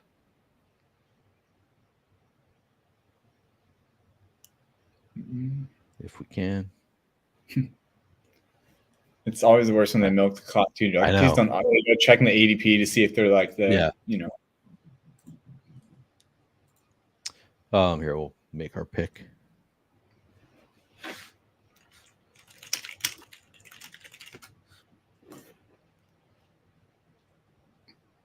We're at 1151. This is your first stream back, right? It is, yeah. Nice. Do you have any like different player takes after like a break and then coming back, or you just like right off firing again? It's funny. I feel like I do. And somebody just asked me like, who are my flag plants? Like I remember thinking about it like while I was on vacation. Like I feel like this guy is like I feel really good drafting this player. I'm drafting them a ton. This is kind of I should name them as my flag plan. And now I'm like I'm so tired. Like I get asked question. I'm like, man, I can't think of it right now. So maybe when they come up, I'll think of somebody. Zamir White, Tony Pollard, Javonte Williams. Anybody you like here? I mean, I had this on DraftKings. I had Zamir White at 104 or B-Rob, and I was like, I don't want to take Zamir White. Like, I just want B-Rob. But at that point, it was so unique, like 20-something past ADP. I'd be fine with Pollard, man. Like, I don't know. It's tough. All right, let's do it. Yeah. There's something I think I put this on Twitter the other day too, where I was like, would we really be surprised if the guy who had all the legendary running back scenarios last year that was taken up to the 1-2 turn, people would be like, oh, it's fine if you take him at the end of round 1, even just get unique. Like this guy who had all the hype, totally dudded, but he had like very bad as far as how he ran on touchdowns, and you could say that was skill or whatever, but like still was like an okay running back.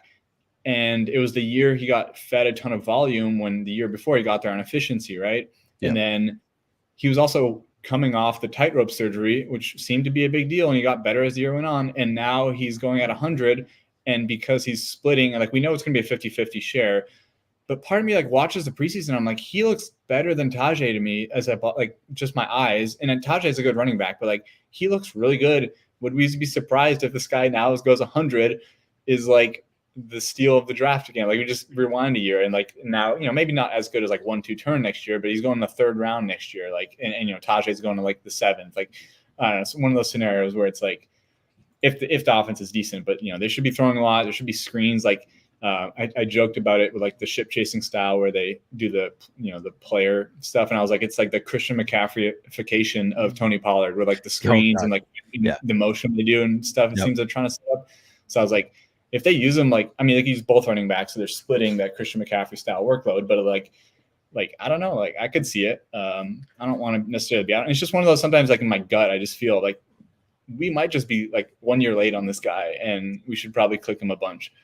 I'm pretty. I mean, again, I say I'm really high on him. I think I have like 12% Pollard. Like it's not like I'm taking a huge sample. Like I've been pretty in on Pollard, and I feel like for kind of the same reasons. Like, yeah, he didn't look great last year, but like everybody says he looks better this year. Like he looked better towards the end of last year. Anybody who watches, like he seems to have a little bit more juice this year than he had last year. Also, like. I'm not a medical doctor. I don't like have great takes on how players are recovering. But like last year going into the year, like there are people who are like, you cannot draft Tajay Spears. Like he has no cartilage in his knee. Like he's gonna get hurt. And then he kind of a small sample, didn't play a ton last year, made it through the year. I know we're just forgetting about it. Like maybe we should be. I don't know. Maybe I'm wrong to still kind of have that in the back of my mind. But there is part of me that's like feels like he's maybe a little bit more at risk of getting hurt. And then Tony Pollard is just the guy. So I don't know. Yeah, I mean, and this isn't like tooting my own horn all summer on like CLV, but like I obviously respect like JJ Zacharyason's analysis a lot. And almost like it annoyed me when he got into best box. I'm like, damn, everyone's going to listen to him now. Before it was like redraft people, and like I really liked his data regardless of the format. And he was big on Tajay early, year 2 guy, impressed in year 1, like 50-50 share, and he's going because at the time he was like 120, 124 ADP, and Pollard was what 90 or something.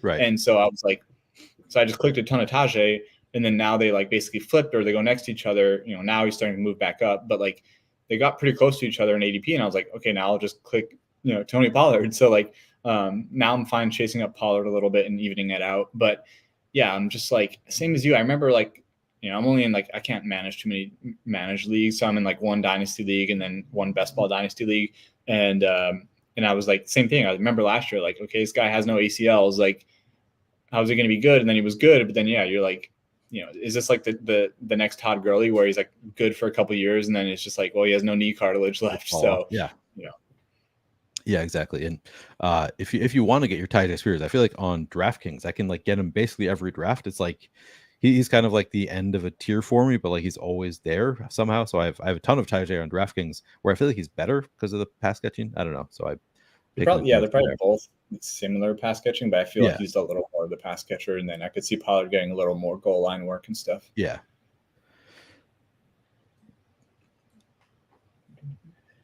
I've got a ton of Dowdle, which I don't. Are you like waiting for cuts tomorrow and see where I know like P. Ryan going to be showing up in Dallas, and He's like not dropping at all though. I'm kind of curious. Like he's been moving up, Rico. Like yeah, but I mean like post news today, I feel like people would be like, let me wait a day to take Rico and like see what happens. Do you like any of these guys? Rico, Zeke, Gus? It's Eckler. This range is so gross to me that I'm fine just clicking Rico or Zeke even, but I usually try to push Zeke around. I love Jacoby Myers in this range too. Like I think he's slept on. He might have gotten taken. I don't see him anywhere. Yeah, I don't see him. But yeah, I've been buying more Jacoby largely because you said that you were super in on him, and I was like, oh god, I have not been clicking Jacoby Myers a ton. I've been more in on like Jerry Jeudy. But largely because of the quarterback issue, because I was like, I don't really want to draft the quarterback, but now I'm like, I could have Gardner Minshew as a fallback now that he's been named as a starter.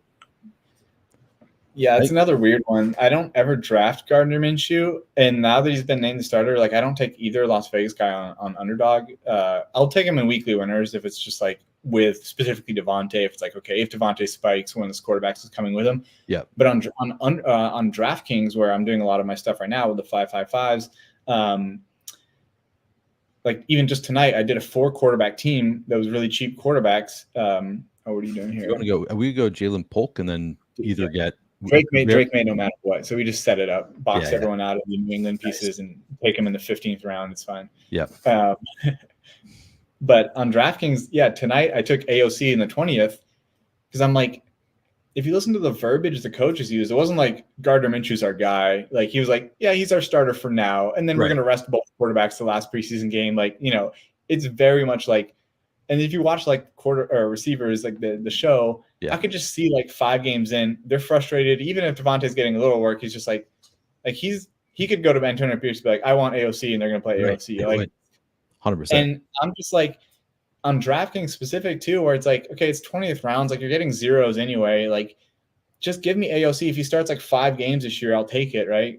This specific team was like a little risky because my QB1 was Deshaun Watson, my QB2 was Drake May, and then I went Russell Wilson plus AOC. So like early season, maybe late season, kind of. I was like, screw it, we'll just do some stuff. So yeah, Gardner not clicking, but Jacoby I feel like it's just like a solid, he's viewed as like a boring kind of pick, but he had a 25-point game last year, and he can like randomly spike. I just think he's just like a legit good receiver. He was good on the Patriots. He's been good with bad quarterback play and on the Raiders. And like, I doubt this happens because I don't think there's any teams, specifically the Jets, that have money to pay or trade for Devontae. But like, if he ever gets traded out of there this year, like a year or two of frustration, and then they just trade him, like, then you just have the number 1 receiver there, and Trey Tucker or someone's a 2. So yeah, no, that's a good call. I have not even thought about the possibility of Devontae getting traded and how that would affect Jacoby Myers. I think even with Devontae there, he's clearly, like you say, he's a good receiver. He was very good. Like New England, he had the year where it was just like all of his stats were awesome except for he didn't score any touchdowns, which is like one of those things that's not sticky at all. As long as he's not lateraling the ball at the end of games, he's fine. Is that him against the Raiders? It was against the Raiders too, I think, right, where they lost in the last second. Chandler Jones. Yep. Was it not Ramondre Stevenson? I don't know. Yeah, I think it was. Yeah, it might have been Ramondre. I'm thinking of. Yeah, I don't know. I forgot about that. Trey Tucker season best ball moderate. I actually think Trey Tucker is a fine click. The problem with him, like I know Davis is gassing him up and stuff, but like the thing I have where it's like if I'm taking the 3rd receiver on a team, I want Jalen Naylor, and like. I know I get very pigeonholed with stuff like once I get a take on somebody, but like I didn't even know his metrics before Sam posted the stuff today. I could just assume they were really good, right? And the guy has like he's coming to his 3rd year. He was in Michigan State. I watched him his college stuff, got a decent amount of like end arounds and stuff. I was watching that to see like he has a decent RAS score, like low 8s. Specifically, like this is like a lifting bro thing, but like his highest marks in RAS are broad and vertical jump. In my opinion, those are the most like pure explosivity test there is versus like a 40-yard dash. So his 40 was a 4.5 at 5'11", 180 something. Not great. It was average. But his like 10-yard split was really good. So I'm like, if his 10-yard split's good, his broad and his vertical is good. Those are like the biggest like explosive marks you can have. Which is like, I'm looking at all those tiny things that barely move the needle, but still I'm just like confirmation bias. Look for anything, red flags. And I'll take the guy who like is the 3 on the Kevin O'Connell team. He has no TJ Hawkinson to start the year. Jordan Addison. Jordan Addison. So it's like we always talk about like this guy has contingent upside for injuries. Like this guy has suspension upside. He's got early season upside with T.J. Hawkinson not taking targets. Like a half decent quarterback, whatever in the scheme probably will be okay at least. So it's like him, Justin Jefferson, and Addison probably running a lot of 11 personnel. Sean McVay disciple. Maybe more 12 personnel when Hawk gets back. They'll run Josh Oliver as a blocking tight end or Munt or something. But for the time being, it's probably a decent amount of 11. And like Naylor just looks good. And then like why hasn't he played his first few years? Like, okay, Justin Jefferson. They have Addison this year. KJ Osborne was a decent 3. And then last year it was more like Powell as a pure slot guy when people got hurt. Right. So like, they played like Addison and whoever else outside and then Powell in the slot. But like, the one game he got like half the snaps, he had that 17-point fantasy game against Detroit or against Green Bay where he scored a touchdown and a couple other catches. And then if you look at the preseason this year with, one of the receivers resting and JJ, like, he just like immediately sees the targets, even with Addison on the field. Like just, so I think he's just legit good. Zeke is still here. So we took Rico Dowdle. Zeke comes all the way to 143. I think it's comfy, but I mean, Dobbins would be the upside click if you wanted to do that. I was going to ask you where you're at on Dobbins with his, like, I don't know. Like, would you just go both of the running backs here if they both fall? Like, just double up on Dallas and get Dobbins? We could also take Stafford. We do have Kupp if you wanted to go second quarterback. True. I'd be fine, though. Let's see. Who's our tight end? Kelsey just now? Yeah, we got Kelsey. I was going to say we have obviously the late quarterback we can get. Yeah. But I guess this could be a 2 quarterback team. Would you prefer 3 with Dak or 2? What do you normally do? I often do 2 with Dak, depending on where Stafford goes. Like I feel like I have a ton of Dak with Trevor Lawrence, like that range. Like this is where it's like it feels kind of gross if we had stopped at 2, but I would sometimes do just like Dak and Stafford. Kind of depends where I take my second quarterback. But we don't have to worry about that. Stafford goes. Would you want to go Zeke? Do the too cute thing and then just get totally smashed if Samaje Perine goes there? Or I like it. The only thing is I have like I'm hot and bothered for Jaleel McLaughlin, man, and especially with cutting. Yes. Love it. With like I've been luckily I guess I'm drafting on DK right now, but I'm just clicking him like around out of ADP every single draft if I can. Like I want 100% because I think he's just like probably better and more efficient than like Javonte. Obviously Javonte could be better coming off the injury 2 years or whatever, but like if Jaleel's just better and like seems like Peyton uses him and like JJ has put out the stat out there where like if you look at like the top 9, whatever, top 12 of the last whatever, running back target share seasons as a backfield entirely, like Peyton has like 12 out of the last like 16 highest like backfield shares with like Ingram and Kamara and all these. Like it's just Jaleel no matter what feels like the pick to me right now. And that was like even the last few days before we knew Perine would be traded or cut. So so D-Row saying Dalvin Cook making a trip to Dallas. I don't think we have to worry about Dalvin Cook. I think he's just dust at this point. It's just like the timing is so weird because if they brought him in early, I'd be like, as a Vikings fan, right? Like they watched him go to the Jets and people draft him at 90. And I literally, it was like one of my stands last year was like, I have 0 the entire thing. Like if they brought him in at the beginning of the camp, it's like, okay, they're just going to like try him out, like, camp body, whatever. But yeah, it's like weird to bring him in after cut day, basically. Like, I know. And it's just like, is it a Jerry thing? Like, but I mean, you just have to, he's not good. I'd be more worried if, like you said, a half capable running back came in. I don't love the bringing in from a standpoint of like, what does this say about how they feel about the running back room or like for my like Rico Dowdle and Zeke shares? I'm like, it makes me a little bit nervous that they're going to test Dalvin Cook. Like it's like that tells me that they probably don't have a ton of confidence in the guys they have there. I would be really not loving it if I had a lot of Deuce Vaughn. I know some guys are high on Deuce Vaughn. I have not been drafting him. I mean, they kind of play different positions, Delvin and Deuce Vaughn anyway, but I don't know. It's I think like the last like week, even I had a ton of Chase Brown, once again, my lucky like CLV one. So I had a ton of Chase Brown is like one of my highest like CLV movers. And then I clicked some Zach Moss. So obviously I think I have like 17% Chase Brown at like lower cost and same thing. I have about 17% Rico. So I'm like, either way I'm screwed. like I'm rooting for P. Ryan to go.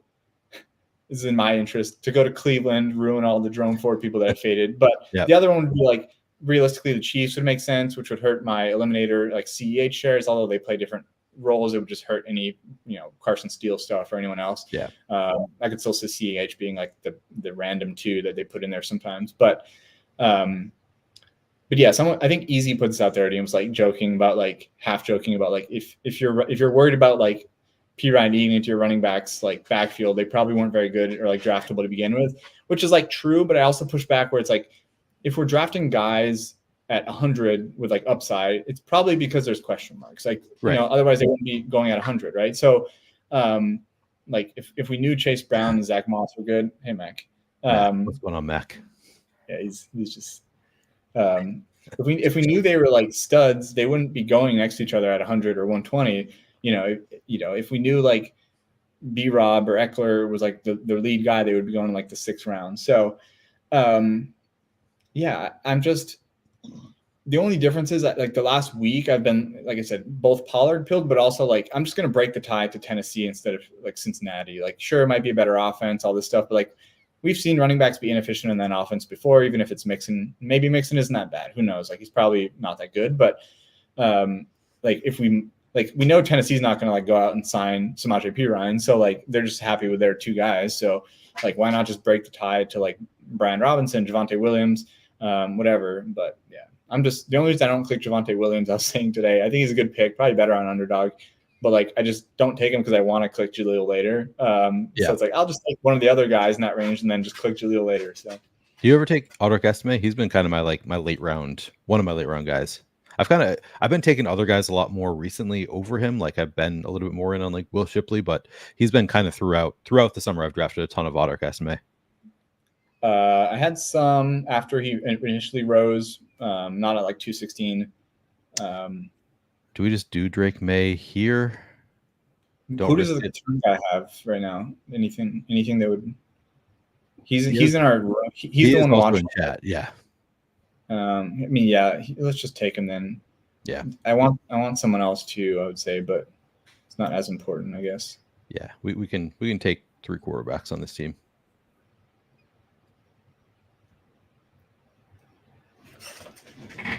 But yeah, I was clicking Estime recently on DraftKings in like the 20th when like he was basically dead, not drafted. McMillan was who I wanted if we could push May, but if it wasn't someone watching, and I don't think he probably would have sniped us, but still, like McMillan plus May would have been nice.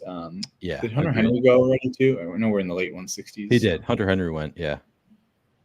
Jahan Dotson suggestion. I have not been drafting him a ton. I don't think he's draftable. I think it's just one of those ADP lag things. But we could just no, not yet. Can you go by ADP for tight ends? Like Kate Otten, I'm fine with if he's here. Tyler Conklin. Conklin's here? Oh shit. Yeah. I think you got it in time. Oh, I did get it. Okay, nice. All right, good. I feel good about that. I'm fine mixing those guys. Like Otten isn't fun, but we're also like, what if the offense is decent and he kind of popped in the playoff games last year? It's like, he's had he got me to the dog bowl, so maybe I'm biased, but like he's had some spike weeks. Conklin, I'm like more interested in just because it's like, I think we talked about this before, but I think Rodgers is going to support an alpha receiver and like a dump off running back and like a tight end, like to dump off to. Right. And he doesn't usually really support the second or third receiver as much. So it's why like, I know ETR and like leg up still rank Corley fairly high. And I'm just like, I don't really want to click Corley, man. No, he's always at the top of my queue. And I'm like, man, I don't like that click. I auto drafted him in the last draft. I auto drafted him, which is why I had to go and change my settings so that I don't auto draft when I have somebody in my queue. Yeah. No, the only ones I'm on the clock, I know you were saying, I was doing 2 drafters ones for like marathons and drafters. I just do 2 at a time because I'm less worried about correlation. So it's like I'll just enter 2 always. So I'm just like I could probably auto them off ranks and be okay. But interesting. But yeah, I'm just finishing my last like 40 that are still going for weekly winner slows. So those are in like the 17th, 18th round mostly. So. Nice. That's those ones to me are the ones that I have to think about the most because I'm targeting certain things with my draft. So I'm like, I always have to like go in and like think about what am I doing in this? Who do I want with this team? Then Yeah, for weekly, because I Oh, target really? specific weeks for weekly winners. I know some people just like stack the bye weeks, whatever, but I'm more like I play more aggressively for like I want these 2 weeks. This is what I'm trying to win. Yeah. So yeah. Yeah, I did similar. I listened to the Best Ball After Dark with Michael Chang and basically did what he's doing, but like the lazy version where I'm not looking at stacking weeks. I was like, this is going to be too much work. I basically like the 80-20 rule. If I can get like 80% of the result of the strategy with 20% of the effort, I'm going to do that. Yeah, right. So like basically all I did was like 3-3-9-3, 3-4-8-3 builds are basically all of my builds, and they're all mostly punt quarterbacks, or when I say punt, like basically past 90, 100, no elite quarterback, all cheap quarterbacks, mostly all cheap tight ends, but I mixed in some when it made sense, like a Kittle, I think has spike week potential, and then like the Brock Bowers guys I'm fine with, but basically all punt or cheaper tight ends, cheaper quarterbacks. You just hammer a bunch of like elite running backs. I'd usually have 3 elite running backs and just stop, or like 4 if I felt a value or someone fell, and then just a ton of receivers, and then try to only skinny stack. Although I did mix in later more where it's like if Juwan Johnson was just like a screaming value and I had like a Kamara or even Olave or Shaheed, like sure I'll get 2 because maybe it's a pocket passer and he spikes with 2 pass catchers. But yeah, it was like I did those pretty quickly because I knew like basically I was just copy and pasting everything. Yeah. So with the skinny stacking thing, I talked about this with Neil Farley a little bit before he came on my stream, before my vacation, whatever. Because we had both listened to the Michael Chang thing about the like skinny stacking, and I'm like, I understand that, like, yes, they don't ever both hit your lineup, but depending on where you're drafting them, I still like to like target multiple receivers with my quarterback if you can get them later, because it's like, well, I don't need them both to hit the lineup. Like you just like you're blanking. Like I think that this quarterback is going to have a big week with one of his receivers, and you can get them late enough. Like I mean, the Patriots. If you want to take like all of the Patriots guys, like even knowing that it's only one of them's going to hit, but like if one of them hits where they're going, I love just taking shots on all of them in weekly winners, even more so than best ball. Does that make sense? Like even though I know they're not all going to hit the lineup, just like you just need one of them to hit. But like I'm willing to like just have multiple, like kind of spray and pray a little bit with the receivers. Yeah, no, I mean, for me, it's the first time I've done them. I always made fun of weekly winners, so I was like, all right. Even when I started entering, all my group chats are like, "Oh, you're such a loser. You're doing weekly winners." So I was like, you know what? Like this guy seems smart, and he laid out a strategy that I can do like really easily in slows with no effort. So anyway, the first 70, I did 2 rounds of 75 slows just to make it a little easier. And the first round, I was like very like uptight about only skinnies, and like I would always like. But this one where it's like if I'm in the last round, like Tucker Kraft, I love Tucker Kraft, or or Theo Johnson, and I have Malik Neighbors. Like it's so cheap that like I think it's probably really bad to have like T Higgins, Jamar Chase, Joe Burrow because you're picking up so much draft capital. But if you're like throwing, like I think there's one where I had Dontavian Wicks and I took Tucker Kraft. It's like who cares? It's 120 ADP and 210 ADP. Like, and if they're just the best player, then I'm going to take them. So and if one of them hits, you're happy where they're going in drafts.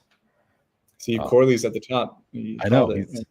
Although that's this is ETR on the left. On I guess he's third on both on this one as well. Are you a fan of the? I always did this a lot, especially in weekly winners or wherever. Derek Carr, Juwan Johnson late, especially near the turn. I've got a lot of it. Yeah. Nix is here. I would be interested in if you wanted to do that. It's up to you, but you could do the that guy I mentioned. Yep. I would go quarterback first because there's other options though. Are there? Okay, yeah, I was wondering if who else is there.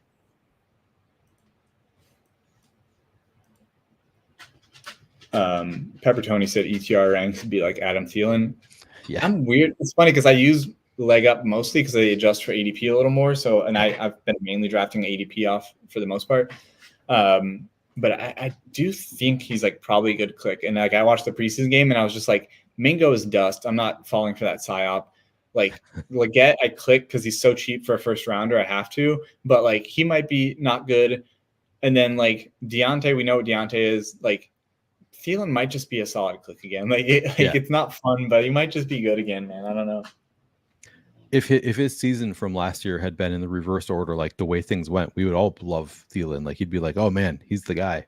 Which I mean, it matters when like the sequencing does matter. The fact that he was really good early and then kind of fell off tells you something. But yeah, definitely could just be a little bit better, maybe more consistent. We're at 3.572. All right. Have you done a lot of 3.573 this year? I feel like it's actually a fairly fun structure, but I do a lot of cheap tight end and stuff, so it makes sense. Yeah, I think so. I think that is one of our like bigger differences in the way we've been drafting this year is that you don't really draft elite tight end at all. And I'm like, I've drafted a good amount. Are there any elite tight ends that you go after? More so late. So my thing was with Bowers specifically.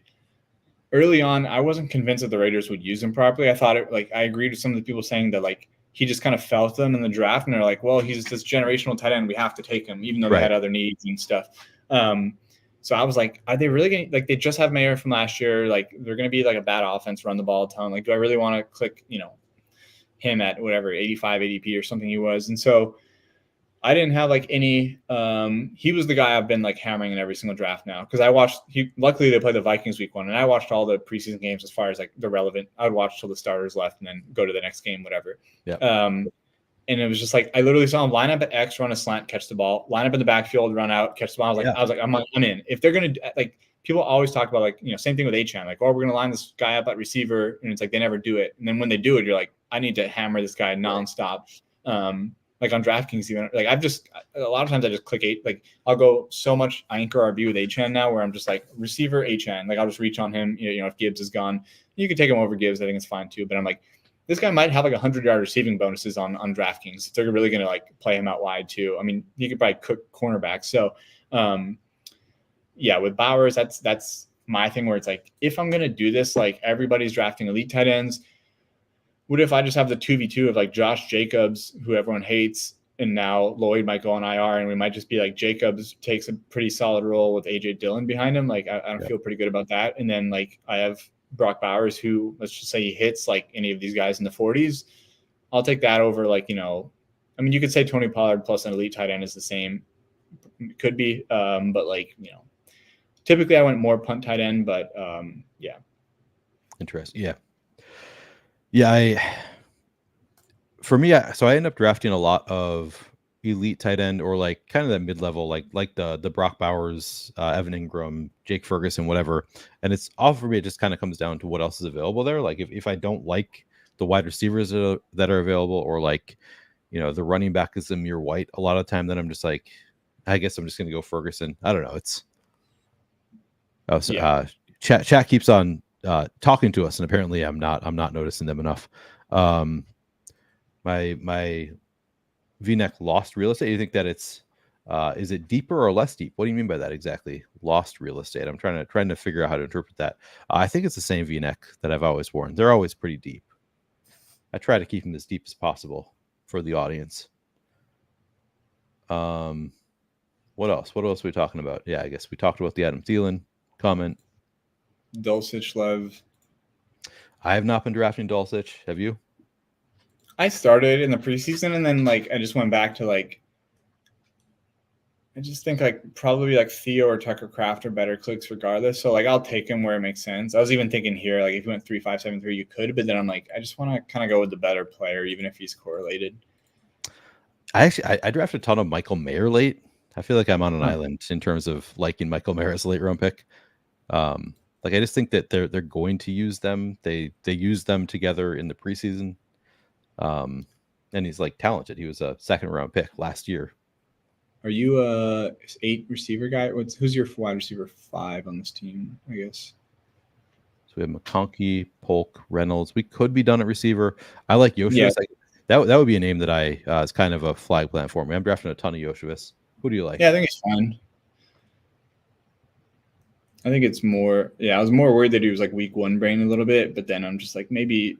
Because I think the thing is that at first I was like, maybe like Burton's the more talented guy, he'll take over eventually. And then I'm like, maybe there's a reason coaches just don't like him anywhere he goes. I know he has those character issues. Because I thought it was, I didn't follow him closely. I thought it was like an off the field thing for the most part, which it might be. I still don't know the context. But then like I hear the jokes about him like sleeping in meetings and stuff, and I'm like, maybe he's just like an asshole at the facility, and like they're not going to play him. Yeah, it could be both with Burton. The opposite of Jamal Williams. I was looking at my BBM exposures. I actually don't feel good about it, but my highest owned elite tight end is Kyle Pitts at 11%, which I would much rather have 11% Kittle, but I did a lot of early drafts too, so maybe, I don't know. And then I have 9% Kelsey, who I was taking early I think he was like at like 47 ADP early on when you could get him in Mahomes at like the turn, 748. Then I have 9% Evan Ingram, which feels good after a preseason game, 8% Njoku, 8% Kittle, 8% Bowers, 7% McBride. So I'm actually like fairly even on a lot of them. I think the reason I think about it like as a fade is I have like no Sam Laporta. I have like 2%. Just why is he above everyone else this entire offseason? I don't have much Laporta either. So yeah, we're not as far off as I would have guessed. I thought you were going like 3% on each of those guys, and then just doing the late round stuff all the time. So that's good. Good to hear. I guess him and then Kincaid was the other guy. I have 5% Kincaid, but I don't know. Part of me, it was just like I like Kincaid. I have him in my dynasty team. I'm going back to back, but like I was just like, is it they still like Knox. There's going to be this like rotation of receivers.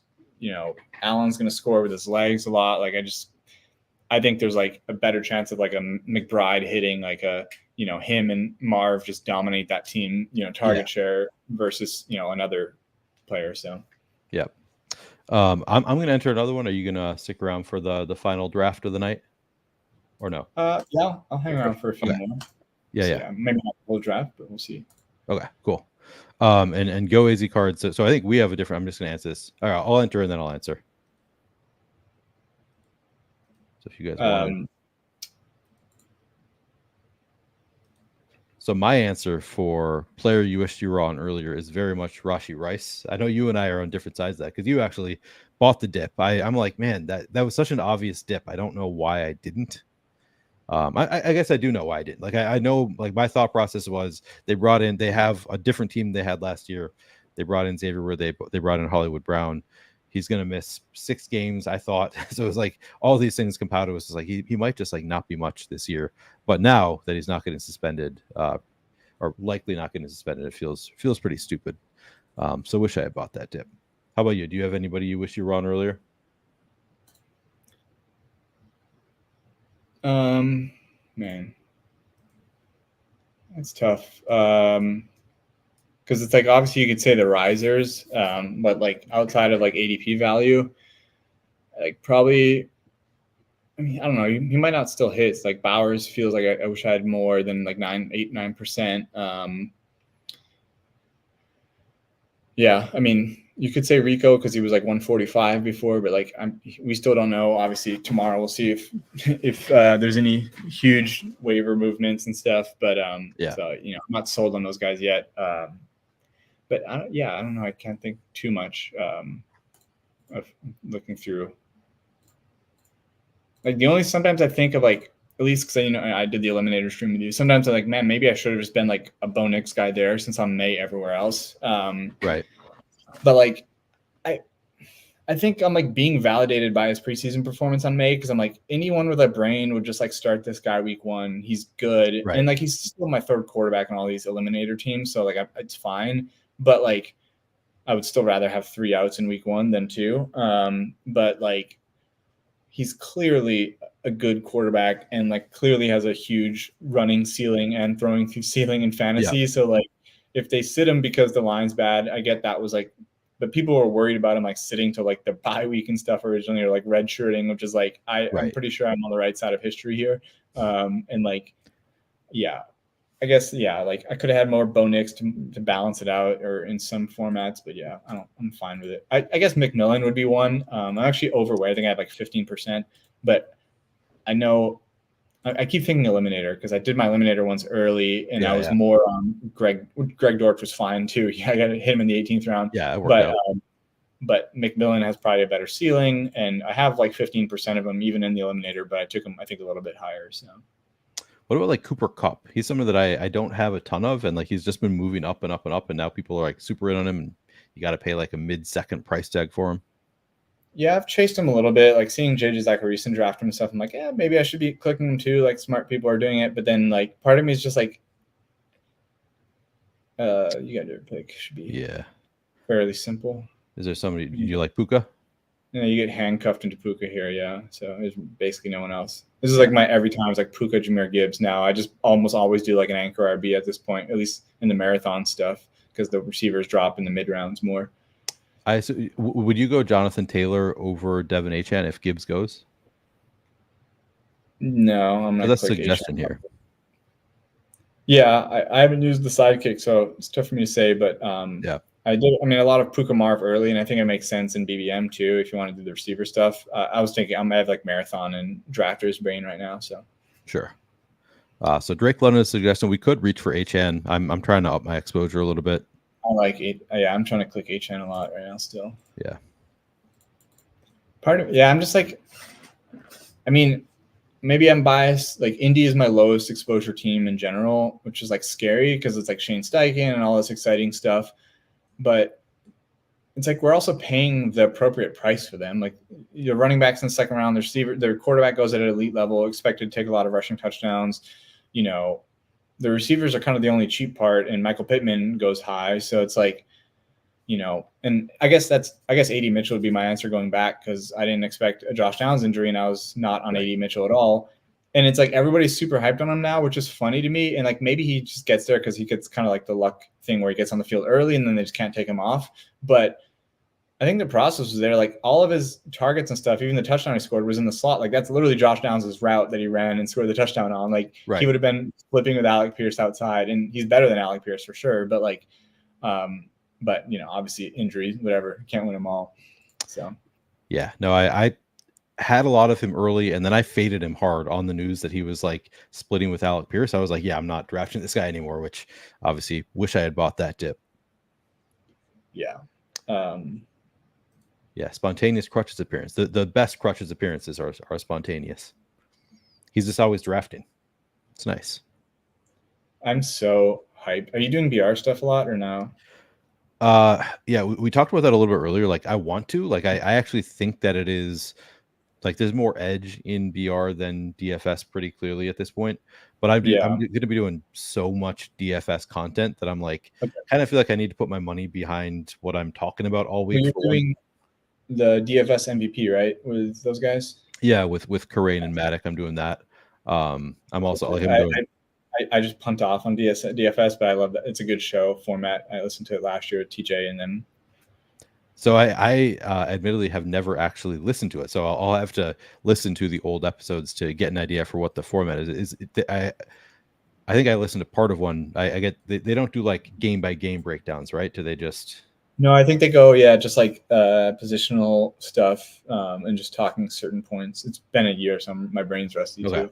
Yeah, no. I like the content stuff because it keeps you sharp for other formats too. I mean, BRs and stuff. I'm curious about like who people are on too, and obviously a lot of it's just ultimately comes down to projections and certain uniqueness things. But yeah, I was talking to Dave, the guy who works at ETR and plays a bunch of Best Ball Volume too, and tonight, and he was like, "Oh, do you want to go like split some equity on these 555s and stuff?" And I'm just like, I can't justify like firing like 50K on 555s because I'm like, even if I have the money, I'm like, I don't need the bankroll for dailies, but it's like my edge is so much bigger there, and like the immediate ROI is like so much nicer that I'm like, I'm like, all right, maybe I'll fire like 20 555s or something, and then just save the rest for DFS. But I'm like, I'm just, it's tough to justify, and obviously I ran good last year in NFL, so we'll see. But yeah, I just think there's gonna always be enough.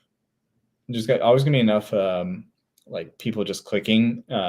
Probably more so an underdog than even at this point DFS with most of the majority of entry. Like you said, like the mini max is probably one of the toughest contests to beat because it's just like a billion people with Saber Sim battling it out in the 50-cent entry streets. Like you're probably better off just hopping in like a spy. It's kind of like someone sent me a screenshot. Dave was in a 555 that I just missed out on where someone took Joe Burrow 1-3 in a $555 entry. And this is why I'm like, I love underdog, but I'm like, I'm not doing any more big dogs, man. It's just like Davis Maddock and all these like guys and they're firing off. And I'm just like, I go over to DK where these reps are probably sending their VIPs like, hey, come hop in a 555 to help fill it and I'll give you $100 free bet or something, like He literally won 3 Josh Allen. Nez was in one last night. He posted in the Discord where someone took all 3 Dallas quarterbacks. So they took like Dak, Trey Lance, and whoever else is there. I don't even know how in that a makes sense. 5-5-5. Jesus, yeah. In a 5-5-5, yeah. Yeah, I'm trying to think of like you misunderstand the format, but like even if you misunderstand the format, like what is the format where that would make sense? That's interesting. Yeah. Wild, People were talking about the 5-5-5 at the live final, and I haven't really tried to get into one, but have you been able to do any fast drafts in the 5-5-5? Oh no, sorry, the big dog is what I'm talking about. Yeah. So I have 2 big dogs. They're both fast. One was Davis, his first stream. Oh, yeah. He put something up. Okay. He was going to stream one, so I hopped in. And then that was actually another. These sharp rooms are crazy. I think that was a 2-7-6-3 build with 6 elite wide receivers and then just 7 volume running backs. And then the second one was Jack Settleman tweeted, and I was like, all right, maybe he'll his big following with some people in there, and it wasn't. So, yeah. I'd be fine with Tank here or Rashee Rice. Who do you think Casey's going to want? He's a Rashee Rice guy for sure. He's dialed in the streets. Do we? You could probably get Tank here. You could probably get Pittman on the other side if you wanted him to, or Zay. Who's your favorite? I like Tank. All right, let's go Tank. Yeah. After the first preseason game, I started clicking Tank over Diggs, and then I realized after the second week that like Diggs is still the 2 wide receiver guy, so I've been hammering Diggs now at like a little bit of a discount. It's just a good offense, Like, let me get one of the pieces, right? It's probably like a perfect weekly winners offense to have like one piece, but not the quarterback. Like Chang talked about, like it's hard to guess who he's going to spike with the quarterback, but Zay. We got the Tank and Zay. Do you like that? We've got H.N. Cooper. Yeah, unless you wanted to do some elite quarterback stuff, but anybody in particular? I was gonna, like, if you like Mahomes, you could always do this and try to get Worthy and then maybe Hollywood. But I think Zay is fine. Yeah, I'm good with Zay. I was thinking we could have gone Rashee Rice. Do you ever do that? Like at this turn, take Mahomes with either Rashee Rice or Travis Kelce? I did the Kelce thing befing. I never did the Rashee Rice thing. I don't think I've done it yet. In a time box contest, sure, but like and there's so many unique like things. I'm not worried about like the dupe stuff, but I'm like, there's no need to push Rashee Rice even higher than he's already going. So I guess he goes naturally at this turn now, but at this point, I'm like, I'll just take Worthy because he's still similar to where he was going all summer, maybe a little higher, and then I'll just buy Hollywood Brown dips. So yeah. Good night, Paul. Thanks for stopping by. Yeah, that's true. Love BR because only max 16.67 exposure per player. I don't know that I love that. It's like it's good and bad. Like sometimes I want players to be super chalky so I can get a little bit more different. Oh yeah, like total. I was like, I have a lot more than 16% of people any given week. Right, yeah. Yeah, I think just think about the question differently. I guess, yeah. Think about who's not owned is really the question. Yeah, exactly. And should they be that not owned? Right. And very often the answer is no. Yeah, I think very often people overdraft someone who should be unowned for the sake of uniqueness. Yep. Yeah.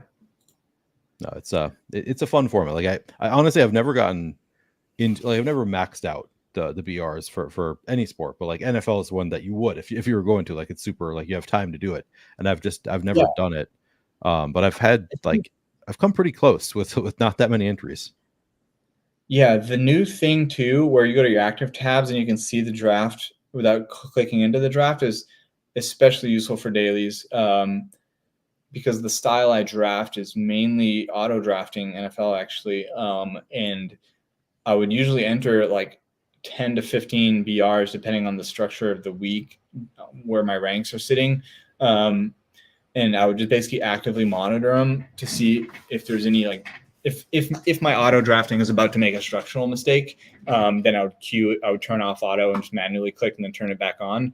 But yeah, it's going to be really nice. And so a lot of times I'm doing basically just like for a BR set, I'm doing maybe 10 to 15 actual like rounds of drafts with like a bunch at a time. And then higher dollar stuff, sure, I can hand click it, but sometimes I feel like drafting non-intuitively can make you unique automatically. So if everyone's just like, oh, I'm going to double stack and bring back because he's a pocket passer, I'm like, well, if my computer doesn't know to do that, I'm not going to have him double stacked. And it could be unique. I still generally will try to break ties to like a skinny stack or whatever, at least. But yeah, without giving away too much, like depending on how I rank them, if let's just say I'm getting a bunch of Jalen Hurts, like I really don't even care if he's stacked, for example, right? Like I'm just going to let it auto versus some others. So interesting. Yeah. I will say the closest that I came to a big week in the BR last year, I did a CJ Stroud stack where it was like CJ Stroud was going undrafted a lot of the time, and it was like he shown these pretty good. I drafted him. I don't know if I drafted Nico or Tank Dell, one of them, whatever. But I skinny stacked it, and both of the Lowe's guys, Overzet and Brick 75. I was like, man, I've got a real shot, like because they're going off. They both had the same stack ahead of me, but I think they had double stacked it with Dalton Schultz also. So I was like, damn it, I guess I should have double stacked because that's what they did, and they crushed, like the double stack crushed that week. But yeah, I feel like I typically go for the skinny stack in the BRs also. That was rough. Yeah. It's tough too, because I remember when I first dipped my toes in, I was like, this doesn't seem very good for me, blah, blah, blah. But it was like I was doing so little volume. I think it's just a volume game. Honestly, like, yeah, it's tough if people don't have the bankroll for it. I get it. But like, definitely you can fire off one for a sweat or whatever. But like, yeah, when I'm putting in like, obviously 115 to BR plus whatever other side contests, it's like you kind of just have to like let the machine do its thing and just trust it. I mean, it's the same thing as like running sims and mass entering. Like you put in whatever rule sets, and a lot of times you're not even doing rule sets. It's more about simming and what the actual right field you're simming it against is. But I love Nduze. I'm Godwin pilled. I think it's those two. Oh man, yeah, I like both of those. I like Pitts too. Actually, I don't draft a ton of Jaden Reed. I took him earlier, but yeah, no. I actually didn't see. He wasn't in the sidekick ranks, but by ADP it was Rashad. I actually love Rashad White. He's one of those like even more so than Josh Jacobs. He's one of those I've just like I've talked myself out of like especially in the preseason. He finally played, but like I thought Bucky looked fine, all this stuff, and then like Rashad White comes in and like he's just so maligned by the fantasy community because of his advanced metrics, and I'm just like, what if his line's better and he's just like, we know he's good at receiving and he's just like slightly more efficient on the ground. So both those guys went. We could go Stroud a little bit earlier than usual, but we've got the game stack. It's up to you. Yeah, that's fine. Or I think you push him and go Kenneth Walker if you want to do that too. I've tried mixing him in more after the coach speak. Yeah, I like Kenneth Walker. He is one that I've been on. Range of the draft, like I talked about, where it's like we're basically building like close to zero or not zero RB, but like a hero or modified hero RB, and just add in like one extra back that like most of like the sharp people are avoiding because like if you look at their ranks, it's just you're not going to see them on their board.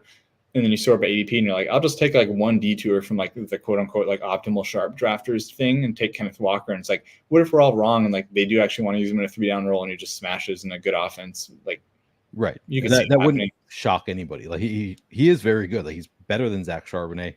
The coaches seem to like him. Yeah, I think that's I've liked him all along. It's we got some chat messages. AZ cards. Would you like to win a BR or qualify for Dog Bowl? Having done both, I would rather qualify for a Dog Bowl because you have the upside of $200,000 or whatever is up there. Until of course you win like $5,000 to the Dog Bowl with 2 entries, and Sacramento just won 70. Who's in the chat? Fucking I guess Magic Card similarity was too bad in the Dog Bowl. So actually, I had completely different teams and they both dudded, which is kind of impressive. So yeah. For anybody who does not know, Sacrilegious is one of the architects of this Sidekick stream. Also going to be joining me tomorrow night at 8 Eastern. He calls it 5 PST. I told him nobody knows what that is. Can't just make up time zones.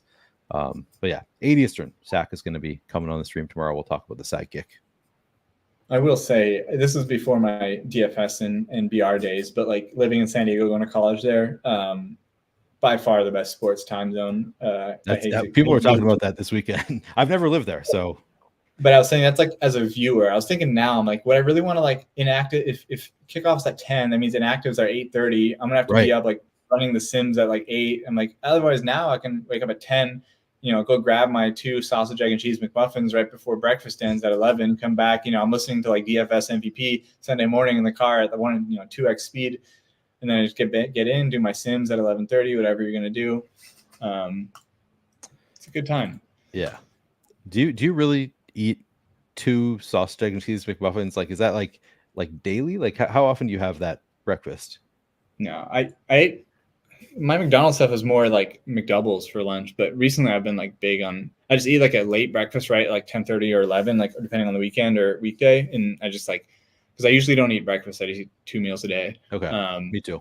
But I've been recently like breakfast pilled from them. So, and then like even with like instead of having like caffeine in the morning, I'll just like wait, and then I'll go get like a couple McMuffins and a Diet Dr. Pepper, and it's just like a nice wake up drink. I don't know. So I just, because you're like clearly like into fitness, like you lift a lot, and yet you're like, you just eat a ton of McDonald's. Just these things in my mind. Yeah, it's not. I kind of get it, because I used to be like a cross country runner, so I just ate like shit and ran a lot. So I kind of get it, but.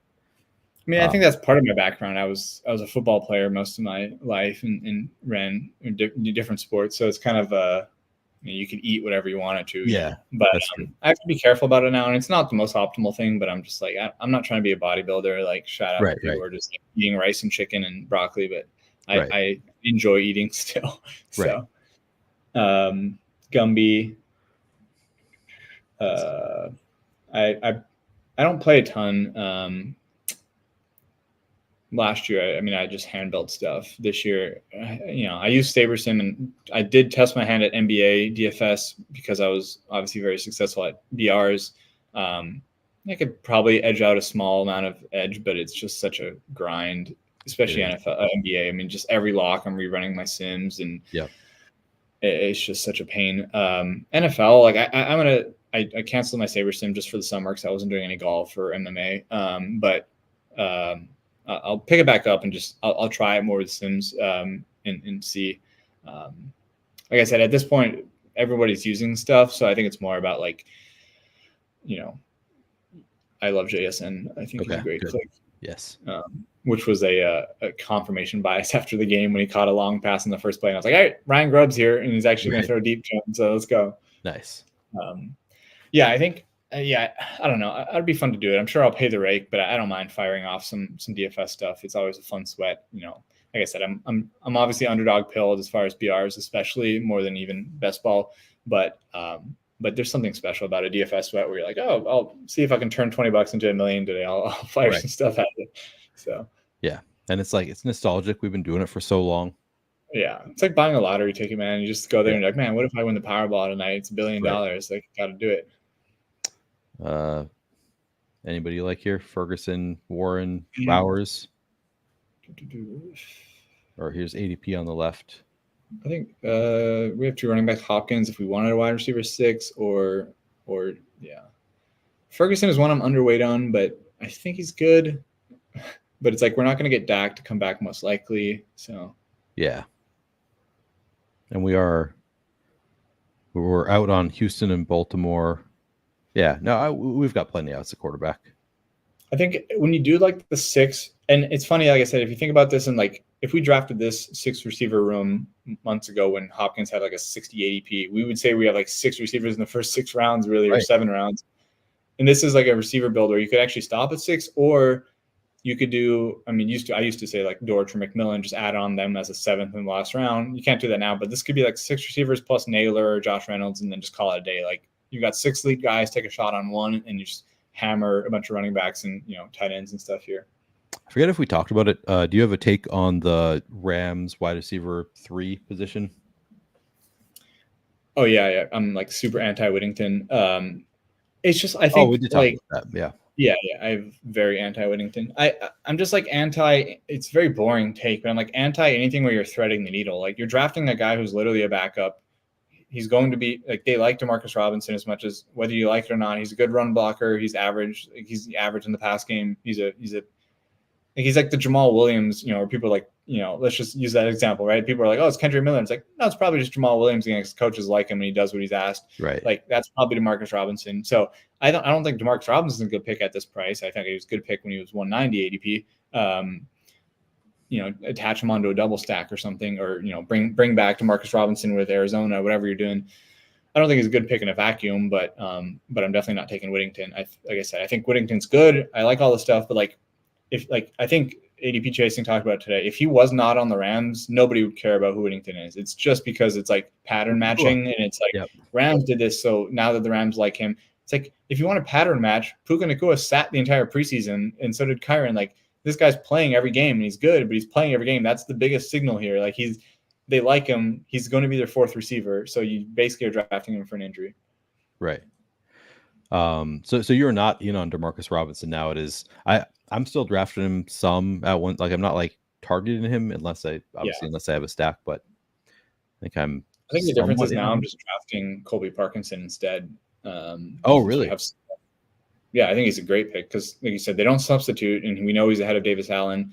I guess the only risk there is Tyler Higbee coming back, but it could be like an early season, not an early season, but like if he comes back, it's later season. But I think my thing is with Tyler Higbee is he's just a guy in my opinion. Like he's just an average tight end getting older, major injury in a playoff game. So he had surgery in January or end of January. This is like after TJ Hockenson had surgery. So like this is a guy who is older, not like, he's not as good as TJ Hockenson. So it's not like he's not a feature guy they want to get back. So it's like Colby Parkinson, the same thing. Like what if he's just a good tight end that was playing in the Shane Waldron scheme? Same thing Noah Fant is this year, like breakout bet is they're not going to be rotating guys. And so we know McVay is going to run no huddle and not substitute anybody for a whole drive. So like he's going to be in there. He can catch a couple touchdowns. He's not going to be like a soul crusher, but I think he's a fine pick. Yeah. And almost always available 18th round. Yeah. Basically like it's Colby, him, Sinnott if he's there, and then Tucker Kraft is the other guy where it's like, what if he's just the 1A or 1B or whatever, and then one of them gets hurt and Tucker Kraft smashes in a good offense? Like I probably I was in on Tucker Kraft for a while, and then with the injury, I kind of I stopped drafting him, and now it sounds like he's kind of getting a little bit of steam. It kind of sounds like they like him.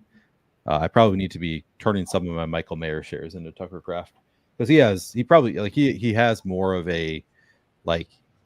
There's no way Michael Mayer just beats out Brock Bowers, I don't think. Whereas Tucker Kraft could just beat out Musgrave. Yeah, I also just think Michael Mayer is a good real life player. Yeah. But he's a good blocker, and they're going to feature him as the blocker to Brock Bowers is like he's a weapon. We're going to move him everywhere and play him. Yeah, that could be. I think the nice thing is on DK, I have a ton of I have 15% Tucker Kraft, so I'm double the field, and he wasn't even drafted half the time. So nice. Man, Dak is still there. I was thinking that it's a sharp rim and he might just fall, but I guess we could have seen if the CD drafter had an elite quarterback. I don't think we can take a Dak, not in the tournament format. Would you go Cooks in the Dak? No. All right. I don't think so, unless you want to try to backstack. It's up to you. Obviously, it's your team. You want to go running back, Tajay? Yeah, Tajay or Brian Robinson is fine. Bye week would be B-Rob if we wanted to be careful with buys. Looks good. I like B-Rob. I mean, he's good. I think Eckler's a fine click, especially now that Dotson's gone, where he's going to get some more receiving work probably. But I think their coach literally said, like, we're looking for B-Rob to, kind of emerge as an RB1, and he's looking the part. So I'm like, all right, I'll listen to that. We think he is a running back one. Yeah, no, you're right. Yeah. Yeah, it's funny because he started by talking up Eckler and oh, he looks great. People thought he lost a step, but I think he looks greght. And then he's like, Brian Robinson is a running back one in this league. It's like, oh, okay, good. Yeah, I'm like, the guy who balled as a rookie is probably not taking a huge step back here, and he's also a good receiver, as well. So, Singletary.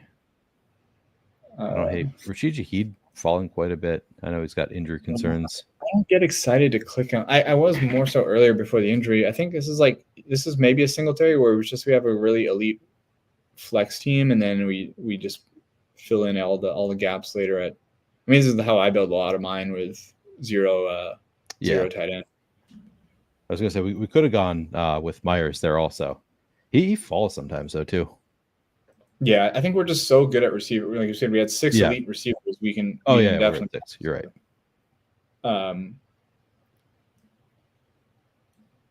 Yeah, I think the other crazy one to me is this is more of like a DK and drafters thing. I've gotten Dallas Goedert past 140 twice in the last 2 days. Like, I haven't even drafted that many teams. Like, people are like, oh, Dotson's here, he's going to take Goddard's targets away. I'm like, guys, what are we doing here? Like, you're letting me get basically the bottom end, the last like possible elite tight end at 140 ADP. This is like past TJ Hawkinson, past Pat Freiermuth. This is ridiculous. Yeah. I'm sure it's not going to happen on underdog, but you can always hold out hope. Man, I have 3 minutes left on this eliminator clock. I probably timed out on some. I have Jalen Hurts, and the next up by ADP would be Jahan Dotson. I'm like, I still don't really want to do it. Pick 160. I would just, I mean, with him it's probably fine, but in an eliminator, I would, if anything, eliminator, you could make an argument that stacking is actually suboptimal. Yeah, a big eliminator, because it's just cash. Pop Douglas. Yeah, this is the little eliminator. No, the regular one, yeah. Yeah, so it is. Yeah. My Pop Douglas stance, worst pick on the board, him, Jerome Ford, all those guys. Oh, I did not remember that about Pop. Yeah, I forgot we did talk about, yeah. Jalen Naylor has more spike weeks than Pop Douglas in his career. I mean, Jalen Naylor, we can all agree, is just the best. 17 and a half fantasy points in a game. Pop Douglas's career high is 11, and on a team devoid of talent. Yeah.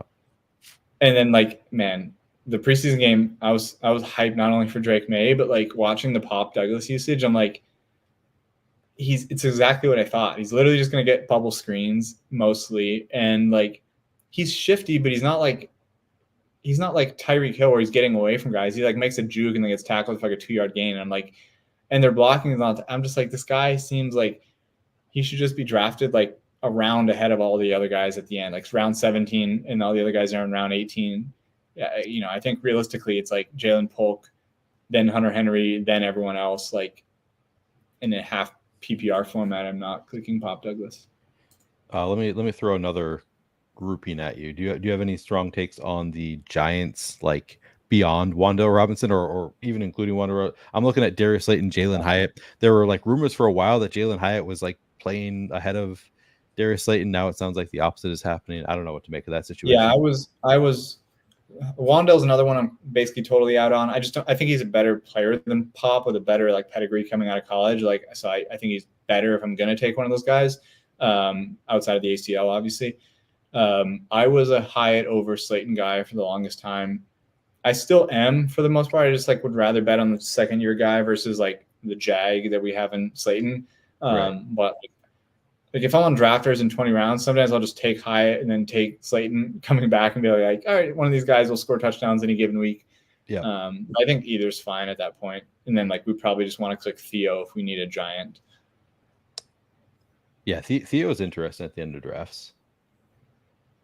I'm a lot of my clocks are hitting the under 10 minutes left mark, which is fun. I am looking forward to being. I don't like. I can vamp on them for 10 minutes about how much I hate Jerome Ford and go fight with the chat. Right. Perfect. No, it's everything I have it's not even a hot take. I just once I add the nuance, I feel like it makes sense and I can see the argument for it. But it's Jerome Ford is just expensive Chuba Hubbard, and everyone's my favorite now is double counting Chubb going on Pop. I'm gonna love that on the other sites that show the injuries. I'm I got, and I know it's drafters, and I had an argument in one of my group chats about whether it was a good pick, but I had Nick Chubb as my running back 6 at pick 168, and I was on drafters, and it's cumulative. I get it, but how often is I'm taking him next to Tyrone Tracy? Is this how often is Tracy really scoring? And we're talking about the guy that even if I get 6 weeks of RB1 production, I'm he's my RB6 at 168. Right. At a certain point, you click the guy who's built like Adrian Peterson as far as how he comes back from injuries. it's a little bit of bro science, a little bit of vibes, but like, come on now.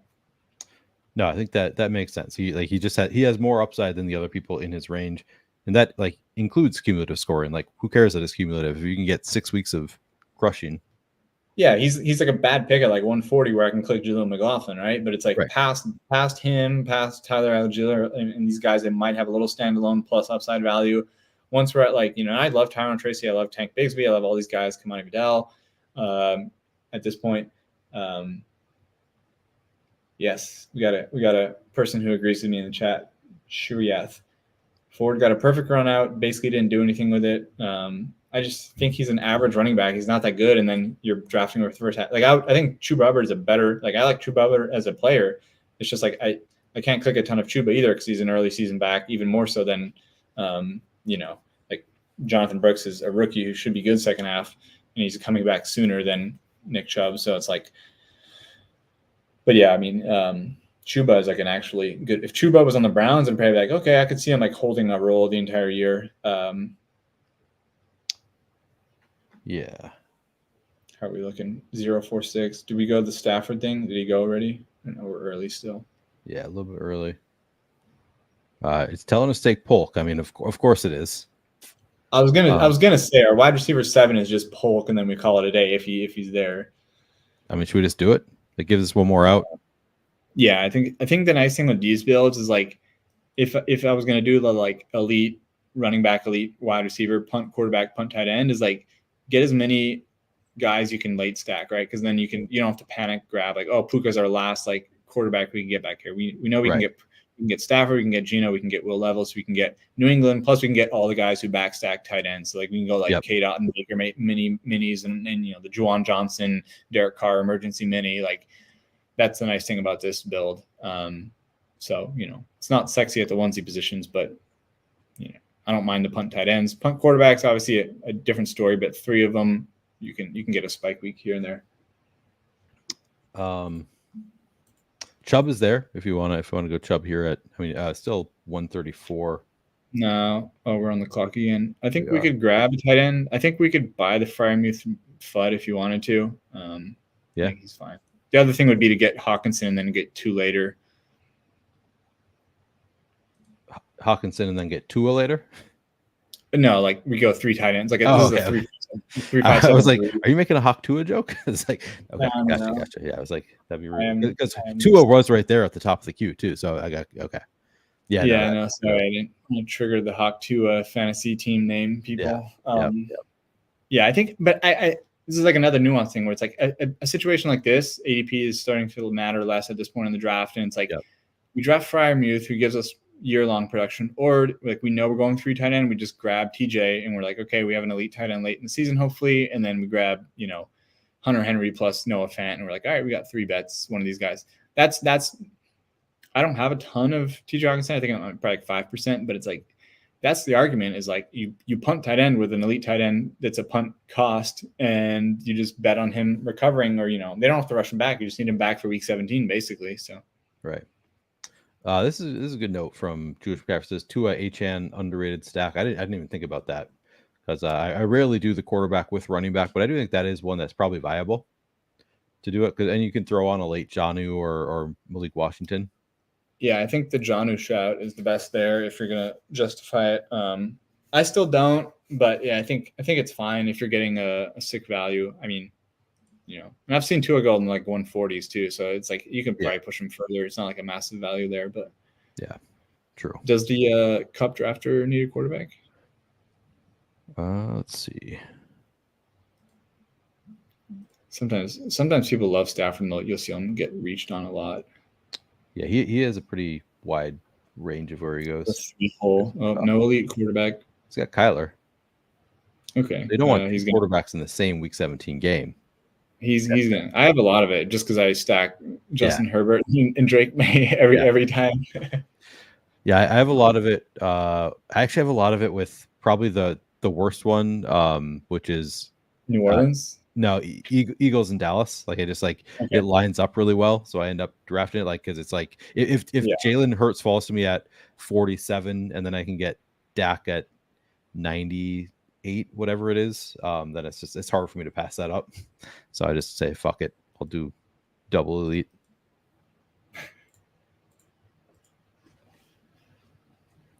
But yeah, that feels like one that I would actually end up with a good amount is Kyler and Matthew Stafford. I think it actually makes more sense. Like they're kind of a good pairing. Yeah. I mean, it's definitely a game to bet on. But we got plenty of outs. Yeah. Yeah. Jewish pointing out the Dak price on DraftKings is wild. It's like 85. It was like 76 for a while. Oh, is it really? Jeez.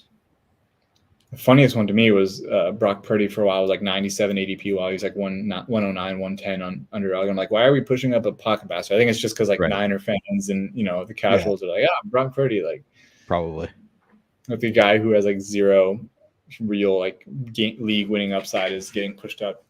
I sometimes do that too, where like if we just say at like a blanket level, underdog is sharper than DraftKings. So if we say like, who are the guys who are like more expensive on DraftKings? This guy didn't take Stafford. That's nice. Like if we say who are the guys who are like pushed up on DraftKings versus by a significant margin, regardless of like full point PPR or something, like who's more expensive there? And then I'm like worried about my bags. I'm like, man, people love this guy over here, and I'm on him. Is this like a bad thing? Like the public is drafting X, right? Yeah, DraftKings quarterback stuff is crazy. Like 5.55s, you'll get sniped on everything.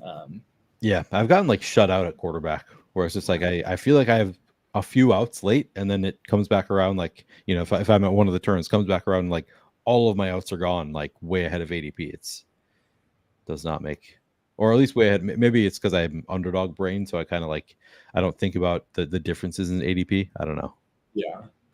Yeah, DraftKings is the one tough thing. Is like I'm more likely to go elite quarterback exposure there because it just feels better to lock up a quarterback and not have to worry about backstacking 3. And plus, it's a bigger final, so you could justify it. Like I still usually punt tight end or at least go Brock Bowers at the highest there, but I'll do a decent amount of Josh Allen or Jalen Hurts there. So. Who are the running backs on the board if you click just that position? All right, so we got to go Stafford, right? Yep, Stafford, and then I was going to see if like Jaleel was here, but there's not. I think we could actually just skip. I think we could double up. I think we could double up at quarterback or go Stafford and Hunter Henry if you want to do that too. Oh yeah, that could work. Because the other one I was going to say is Gino. Do we have JSN? So I was going to say Gino. Yeah, we have double, and Kenneth Walker. Oh yeah. Do you want to check what the other Seattle guys have as far as quarterbacks, and do we want to push? He's basically at ADP here, isn't he? So it'd be a big push on him. DK drafters in the 1 hole or where? Where's DK? No, he's not. Oh, he's in the 3. He has Jalen Hurts. I think we just take Gino at cost and don't get too greedy. All right. Because he's what, like 158 ADP anyway? Oh, he's 169. Let's take Hunter Henry, I guess. Unless it's up to you. Or we could take Gino and Noah Fant later. I don't know. Yeah. That's what I was going to suggest. But they're similar, actually. All right, let's. Yeah, it's up to you. You with Freiermuth and Henry, are you comfortable with that as your tight end room, or you throw on the third there? No, we're definitely doing 3. Yeah, good. Just because we don't need any more than 7 receivers or 5 running backs, so it's always just a 3-5-7-3. Yep. Yeah, I don't feel like I've done a ton of 3-5-7-3. These receivers aren't scoring for us. We have bigger problems. So yeah. I always think about it. It's like if DeAndre Hopkins is my wide receiver 6, and then we have a rookie Jalen Polk with upside at wide receiver 7, like we don't need anyone else here. Yeah, I feel like part of my like lack of having builds that have 3 quarterbacks and 3 tight ends is just like my, I don't know, like anxiety about it. Like I get anxious like pushing it too far, like not having a stack. If I'm at like pick 100 and I don't have a stack completed, I just like starts to give me anxiety. So I think it's not even like I think this is right. It's more like I just want to get it done. I just want to have one so I can relax a little bit. So maybe I need to I don't know, start taking some drugs before I draft or something. your the Xanax to your problem is always Derek Carr, Juwan Johnson. So you always that's right. As long as you get two quarterbacks, you have the Derek Carr, Juwan Johnson. Although Juwan is moving up now again after he's healthy, but true. For the longest time it was like give me Geno or Will Levis. As long as one of these guys falls, I can just backstack Juwan Carr and I'm good. So yeah, no, that's true. Yeah, there's plenty of good options. I mean, it feels like every year you can find some quarterback late that's actually really good. Yeah, I mean, I'm not excited about the Saints at all, but I mean, you're giving me a guy who can spike at 200 ADP. Like, sure, that Fant goes, makes sense. Have you watched Pete's latest Deposit Kingdom, the Best Ball Bros video? I don't believe I was the stoner represented there. He did not represent the oldest drafter. I was shocked to not be represented. No old man beard costume. No, I don't think the stoner represented. I think it was just like a general Galbrainer in general. Yeah. I don't know. Yeah. I did. I enjoyed the Davis Maddock bits of it. That's pretty good.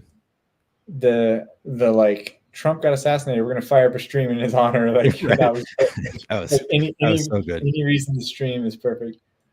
Yep. I forget how we ended. The ending was actually my favorite part, and I forget what it actually was, but it was just the perfect ending. I did enjoy the Jewish McCaffrey shout out also. Yeah. The fill in the sprint. Always in Discord tagging everyone looking for sprint people. Yeah. I did 8 of them on slows early, and then even now I'm still not clicking them.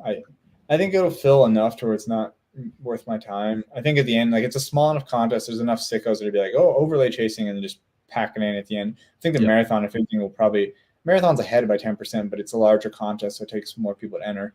So I could see a bunch of people that max BBM and they're like, all right, time to fire off like 20, sprints or something. So we'll see. The marathon also, I mean, it's the exact same as drafters, essentially. I mean, maybe not the exact same. Maybe it's 18 rounds instead of 20. I don't know, but it's still 18, yeah. Yeah. So, but it's basically the same as drafters, where I think there's going to be even more overlay on drafters, and they're throwing promos at everybody. Yeah. Yeah. So, I mean, I've done over 50. I've done over 50 marathons at this point, so I enjoy them. I will agree though. I do think extra 2 rounds or some skill expression. I mean, you could take total zeros, or I mean, this one was a little bit lucky, but my last one I was doing 2 at a time. So I clicked back over to the tab, and I was 239, last pick of the draft, and Josh Reynolds was sitting there, and I was like, 239 for Josh Reynolds is ridiculous. Like, what are we doing here? Right. So we get the Geno, no stress. Let's go. We didn't get the Fant, but they'll definitely take the Geno here. Yep. And we still have our pick of one of these quarterbacks if we want them, which I think we do. We definitely It's nice that we have both. Yeah. So that's the nice thing. Yeah. Would you push it? Like, I'm inclined to just take one, but yeah, Casey going to go four quarterback. Well, I'm saying if I'm him, okay, he does go Drake, which is interesting. I wonder if he doesn't have any correlation. I assume he just wants him. He does have the game stat. He's got Pop Douglas. Okay. I guess in that case, we could have, just because we know KZ's a rational drafter, we could have actually taken May, probably pushed Geno another 2 picks, just because, at that point, there's nobody but Jake Bobo to stack him with, because if Fant's gone, then you're totally out. So I guess that would have been if we were really paying attention. But I mean, I don't care about getting Will Levis, though, to be honest. Like, yeah, that's fine. Because we have Hopkins and we're still chilling big time here. Yeah,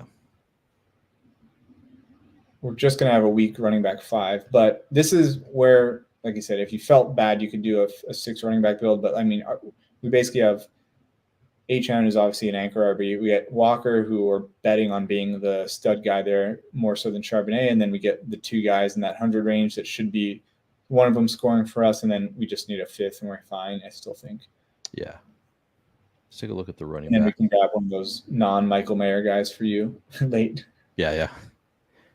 There's definitely 2 running backs we want here. They'll probably be gone before there goes one of them. So, yeah. But Estime is now playable. I still think Elijah Mitchell's good. Yeah, another one that I don't think it's a bad pick, but like the Jordan Mason steam is crazy. And like we don't even know he's the RB2. Like he might this is like the CEH thing where it's like they're gonna play him. He looks fine, but like Elijah Mitchell's still there too, in my opinion. And like, yeah, they'll probably just like split some time if CMC misses, but I see people chase him to like the 15th, 16th round, and I'm like, why? Like he's he's on a good team, but he's not the guaranteed 2. He's not like the clear 2, if that. So true. Yes, I've chased him a little bit. Maybe not the 15th round. I probably drafted him in the 16th round. So I'm probably one of those people drafting him in the 16th. To me, it's just like both of those guys ahead of him are hurt. Which, yeah, I mean, you're right. It's just the fact that both of McCaffrey and Eli Mitchell are hurt and both have like injury history. Like there's a part of me that's like they could both be hurt to start the year, and then he starts off strong. Maybe he can win over that running back 2 role. I don't know. Just kind of a feel of like, kind of feels like one of them's always going to be hurt, and then if the other one gets hurt, he'll be the guy. But yeah, I don't know. And I guess it's a feel of like it feels like there's paths to get him there, and it's just such a valuable role, I guess is kind of my reasoning for like I'm okay with the fact like I don't often draft a guy who is likely the RB3, but I also think like he's in competition for the RB2, and I think that's just like if he gets there, he's like if he gets to start as the Niners running back, like he pays off his ADP essentially. Yeah, and that's why you see like my tone is like different for some of these guys where I'm like, I don't see the reason to chase him up, but I think he's a fine pick. It's like even Justin Fields. I don't see the steam, but like I think he's a fine pick. That's why it's like some guys are like, this guy's a bad pick. Like, I'll fight anyone on like the Jordan Whittington stuff and the other stuff. But I'm like, all right, I want you to pill me on, since you talked about him earlier and Jewish just mentioned him, because I was the Will Shipley guy at first, right? I was like early on clicking on OTAs and stuff. And then I watched him in the preseason, and I just wasn't that impressed. And they seem to still like Gainwell as a running back too. So I'm like, I need someone to Will Shipley pill me, because I don't take him at all, even in the 20th right now. Like I'll take Keaton Mitchell ahead of him, like just for late season stuff. So I've been on vacation in all of August. All I've seen is positive steam about Will Shipley, like that he's looked really good in the preseason. So that's interesting to me that you. All right, I need Jewish McCaffrey to pull us in the comments. Because I've watched all the preseason games. Like he looks like a big bodied running back, but I don't like. I've seen him catch a couple of passes, but it wasn't like breaking any tackles or any kind of like burst that was impressive to me. And I was like, I don't like as just a ball viewer. I think I'm a ball knower, but like I wasn't watching it super close. But like he scored a touchdown on like the goal line, but it was just a few yard run or whatever. And like he had like 4 receptions in one game, like in pretty limited time, which I was like, that's promising. If he's a pass catcher, that's pass catcher and a big bodied guy, like that combo to me on a good offense. I don't know, just seemed good. And I know so Sean Siegel I know is super into him, like just thinks that he could like have a big role, like he's super talented. So that's part of it for me, is just like listening to Sean Siegel being like, I think he could like win like a big role on this team, like even without a Saquon injury. It was like, oh shit, okay, maybe he's a lot better than I realized. So I think that's a big part of it for me. I'll go look up his preseason highlights after this, but because I was watching the games, and obviously I wasn't able to catch everything for every game, but let's see. I like if he's here, I think John is the clear best one here as far as like upside. And he gives us a little like mini with HN John, we get like a little mini team stack. You like it better than Colby Parkinson with Stafford? Oh, that's tough. If you want to get some Colby exposure, I'm fine with it. I don't really have a take here. I mean, I like John is usually the one that I draft. The reason I would rule in favor of Jonnu is like we have 2 steady guys, I think, and then we just go for a guy who has like big upside just because of the offense. Yep. But I do think if you have, I think Colby would be typically the pick here. I just don't see Jonnu fall this far typically. But and then final pick, I think we're going. Yeah, we only have 4 running backs. I do see a couple of my guys here. All right, Casey goes Jordan Mason. Yeah, I was gonna say I'm fine with him. See, like here is fine. It's obviously excusable. I think at this point we can click estimate again if we wanted to. Yeah, estimate was the other one of my guys that I'm thinking. Yeah, and then the other one is like I'm still fine clicking Eli Mitchell because now he's actually not even being drafted, so his own going down, and then it's like it's the same bet as Mason. You just make as like a maybe he's still a 2 and maybe he's good. But yeah, I think he's fine. I think estimate is probably the pick. Are you doing the Carson Steele thing at all? Nah, he's one of those guys. Let's go Mitchell. Let's go Mitchell here for the different bye week. Break the tie. Yeah. I don't. I won't hate on the Carson Steele thing as much because it's like there's not a guaranteed RB2 if we don't think like CH is actually good. But then like I still think they're keeping him there mainly as a fullback. He's not going to be some producer. So go AZ Cars. Yeah, I appreciate you. No, you don't need to. Don't need to like it, subscribe. Yeah, no. Thank you for the reminder. Would appreciate anybody liking, subscribing, trying to get to 2,000 subs before the NFL season, and limited time left to get that done. I'm not making any promises about like a 24-hour stream like a couple others have done. No, I'm not going to do that. I'm not promising anything, but I would appreciate it anyway. Is John who's the worst in BBM, or are we wish casting Kittle light? I don't see how it's the worst when he's like in the 180s. And he basically outperformed Kyle Pitts last year. No, I think he's saying that he should be. Oh, cheap. Like our witch casting. I think that he suggests he likes John.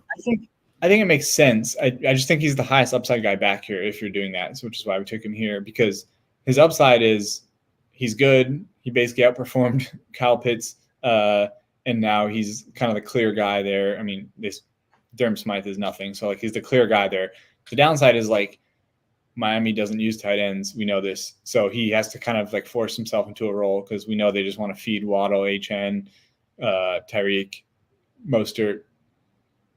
You know, so I think he's the bet. I think is like if we're gonna punt tight ends, this is kind of like the anti-Theo Johnson type thing, right? It's like let's just take tight ends on good teams that are going to be in the red zone and scoring position. They can just catch those guys. Even Colby Parkinson, right? Like they're just going to be there.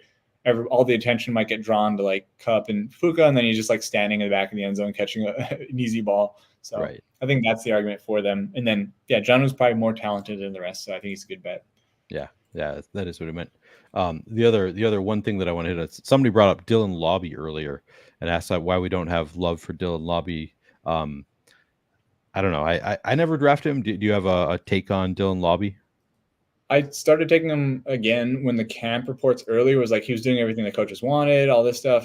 If you watch like the 30T beat writer stuff, but then I just watched preseason. And the first game against the Vikings, it was Zamir White, then it was Alexander Madison, then it was Amir Abdullah on third downs, and then the second half was Dylan Lobby, and then the next game was Dylan Lobby in the second half, and then the last game they basically sat Amir Abdullah or whoever, I don't know, or no, they played the starters, but that's when the FUD for Zamir White happened, where it was like, oh, they're playing Zamir White in the second half with Aiden O'Connell. I think that's more of they wanted to play the starters with Aiden as well, but irregardless, it's like I don't like necessarily any of them. I have Zamir White, some shares. I think Madison's a fine click if you like variance, like an 18th rounder. If it is like a split somehow between him and Zamir White, then you get paid off.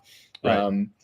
I'm not drafting Amir Abdullah, but he seems to be the guy they want to be the pass catcher, at least early season. So I'm like, I don't really want the guy who's like a rookie 6th rounder who's going to make the team probably, but like he's going to be maybe a late season pass catcher on a really terrible offense. Like, right. There's just, I would take Will Shipley over him for sure. So yeah, I just think there are better bets. Yeah, like Will Shipley. We did. Juice McCaffrey been typing out his reading, so I'll read it off. Viewing it as Shipley already has a bit of a standalone role as a pass catcher, especially in full PPR. Love him on any Philadelphia or Dallas stack. To me, he looks pretty explosive, especially compared to Saquon. And then he says all the buzz has been positive from Eagles as well. So that is your you asked for the Will Shipley pill. There it is. Okay. Counterpoint: he's not going to upset Saquon with the contract and all that, but I don't love the pass catcher on a Hurts offense. I'd rather have him on the Aaron Rodgers, Kirk Cousins offense. Yeah, I think that's why I was pushing back on the pass catching stuff. But I mean, I could see it. I would have to rewatch his preseason tape. Like I said, he looked a little bit plotterish to me as a runner. So it's good to know. Yeah, because I've only been reading stuff. I have not actually watched Will Shipley at all. I watched all the preseason games, at least while the starters were in. So, and I think Vaki seems fine to me. I'm not like Davis Baddock, who loves him. I think I have a share. You're out. Yeah, you know me. I don't think there's a Puka this year, so I don't think we need to be chasing. I think everybody's so hyper obsessed with like adapting. So, and I do want to adapt quickly. Like I told you, like today I'm hammering Josh Reynolds after the Tim Patterson. Right. Like, I think we want to be adjusting, but like realistically, our outcomes are like we get the like Tyquan Thornton on Crane's winning team spike week in week 18, and that's what we need. Like, he scores 2 touchdowns or a touchdown in week 17 as an 18th rounder, and that hits our lineup. Like, that's, I think most sharp people are on that take this year, but people are still kind of hunting for new stuff. And I said my superpower is I can click the same boring names like 100 times in a row, and I don't get bored of it. So, or same thing, Jalen Naylor. Like, I didn't draft him at all early season. I adapted. I'm clicking him now, but I don't expect him to be a puka. I expect him to be like, he's a good third wide receiver, and maybe there's some upside. So, like KJ Osborne on the Vikings that one year where he had a couple spike weeks, like that's all you really want. Yeah, like KJ Osborne scored 27 fantasy points against the Panthers that game. Like, if that happens in week 17, like, he's hitting your lineup. That's Jaden like score from the winning team last year. So yeah, we'll take that. Well, thanks for coming on, Crutches. This was fun as usual. I am now up to 121. Did you said you're done with BBM, right? Yeah, I was long done. I'm just doing other stuff now. Well, where can people find you? Any work you do, anything like that? On Twitter, McDonald's XBT. I mean, it's nothing. I'm not selling anything or promoting anything. I just react to stuff in games and shit post a bunch. So if you want some shit posting, go find them at McDonald's XBT. Thank you, Crutches, for joining once again. Thank you all for hanging out with us, watching the impromptu stream, which literally I did not plan prior to more like half an hour before I posted it. So I appreciate you guys hanging out. Please do hit the like, subscribe, all that good stuff. And I will be back all day tomorrow. Not in the morning. I don't do shit in the morning, but afternoon, evening, I will be here. So come back. We'll be doing a lot of best ball streams. Catch you later.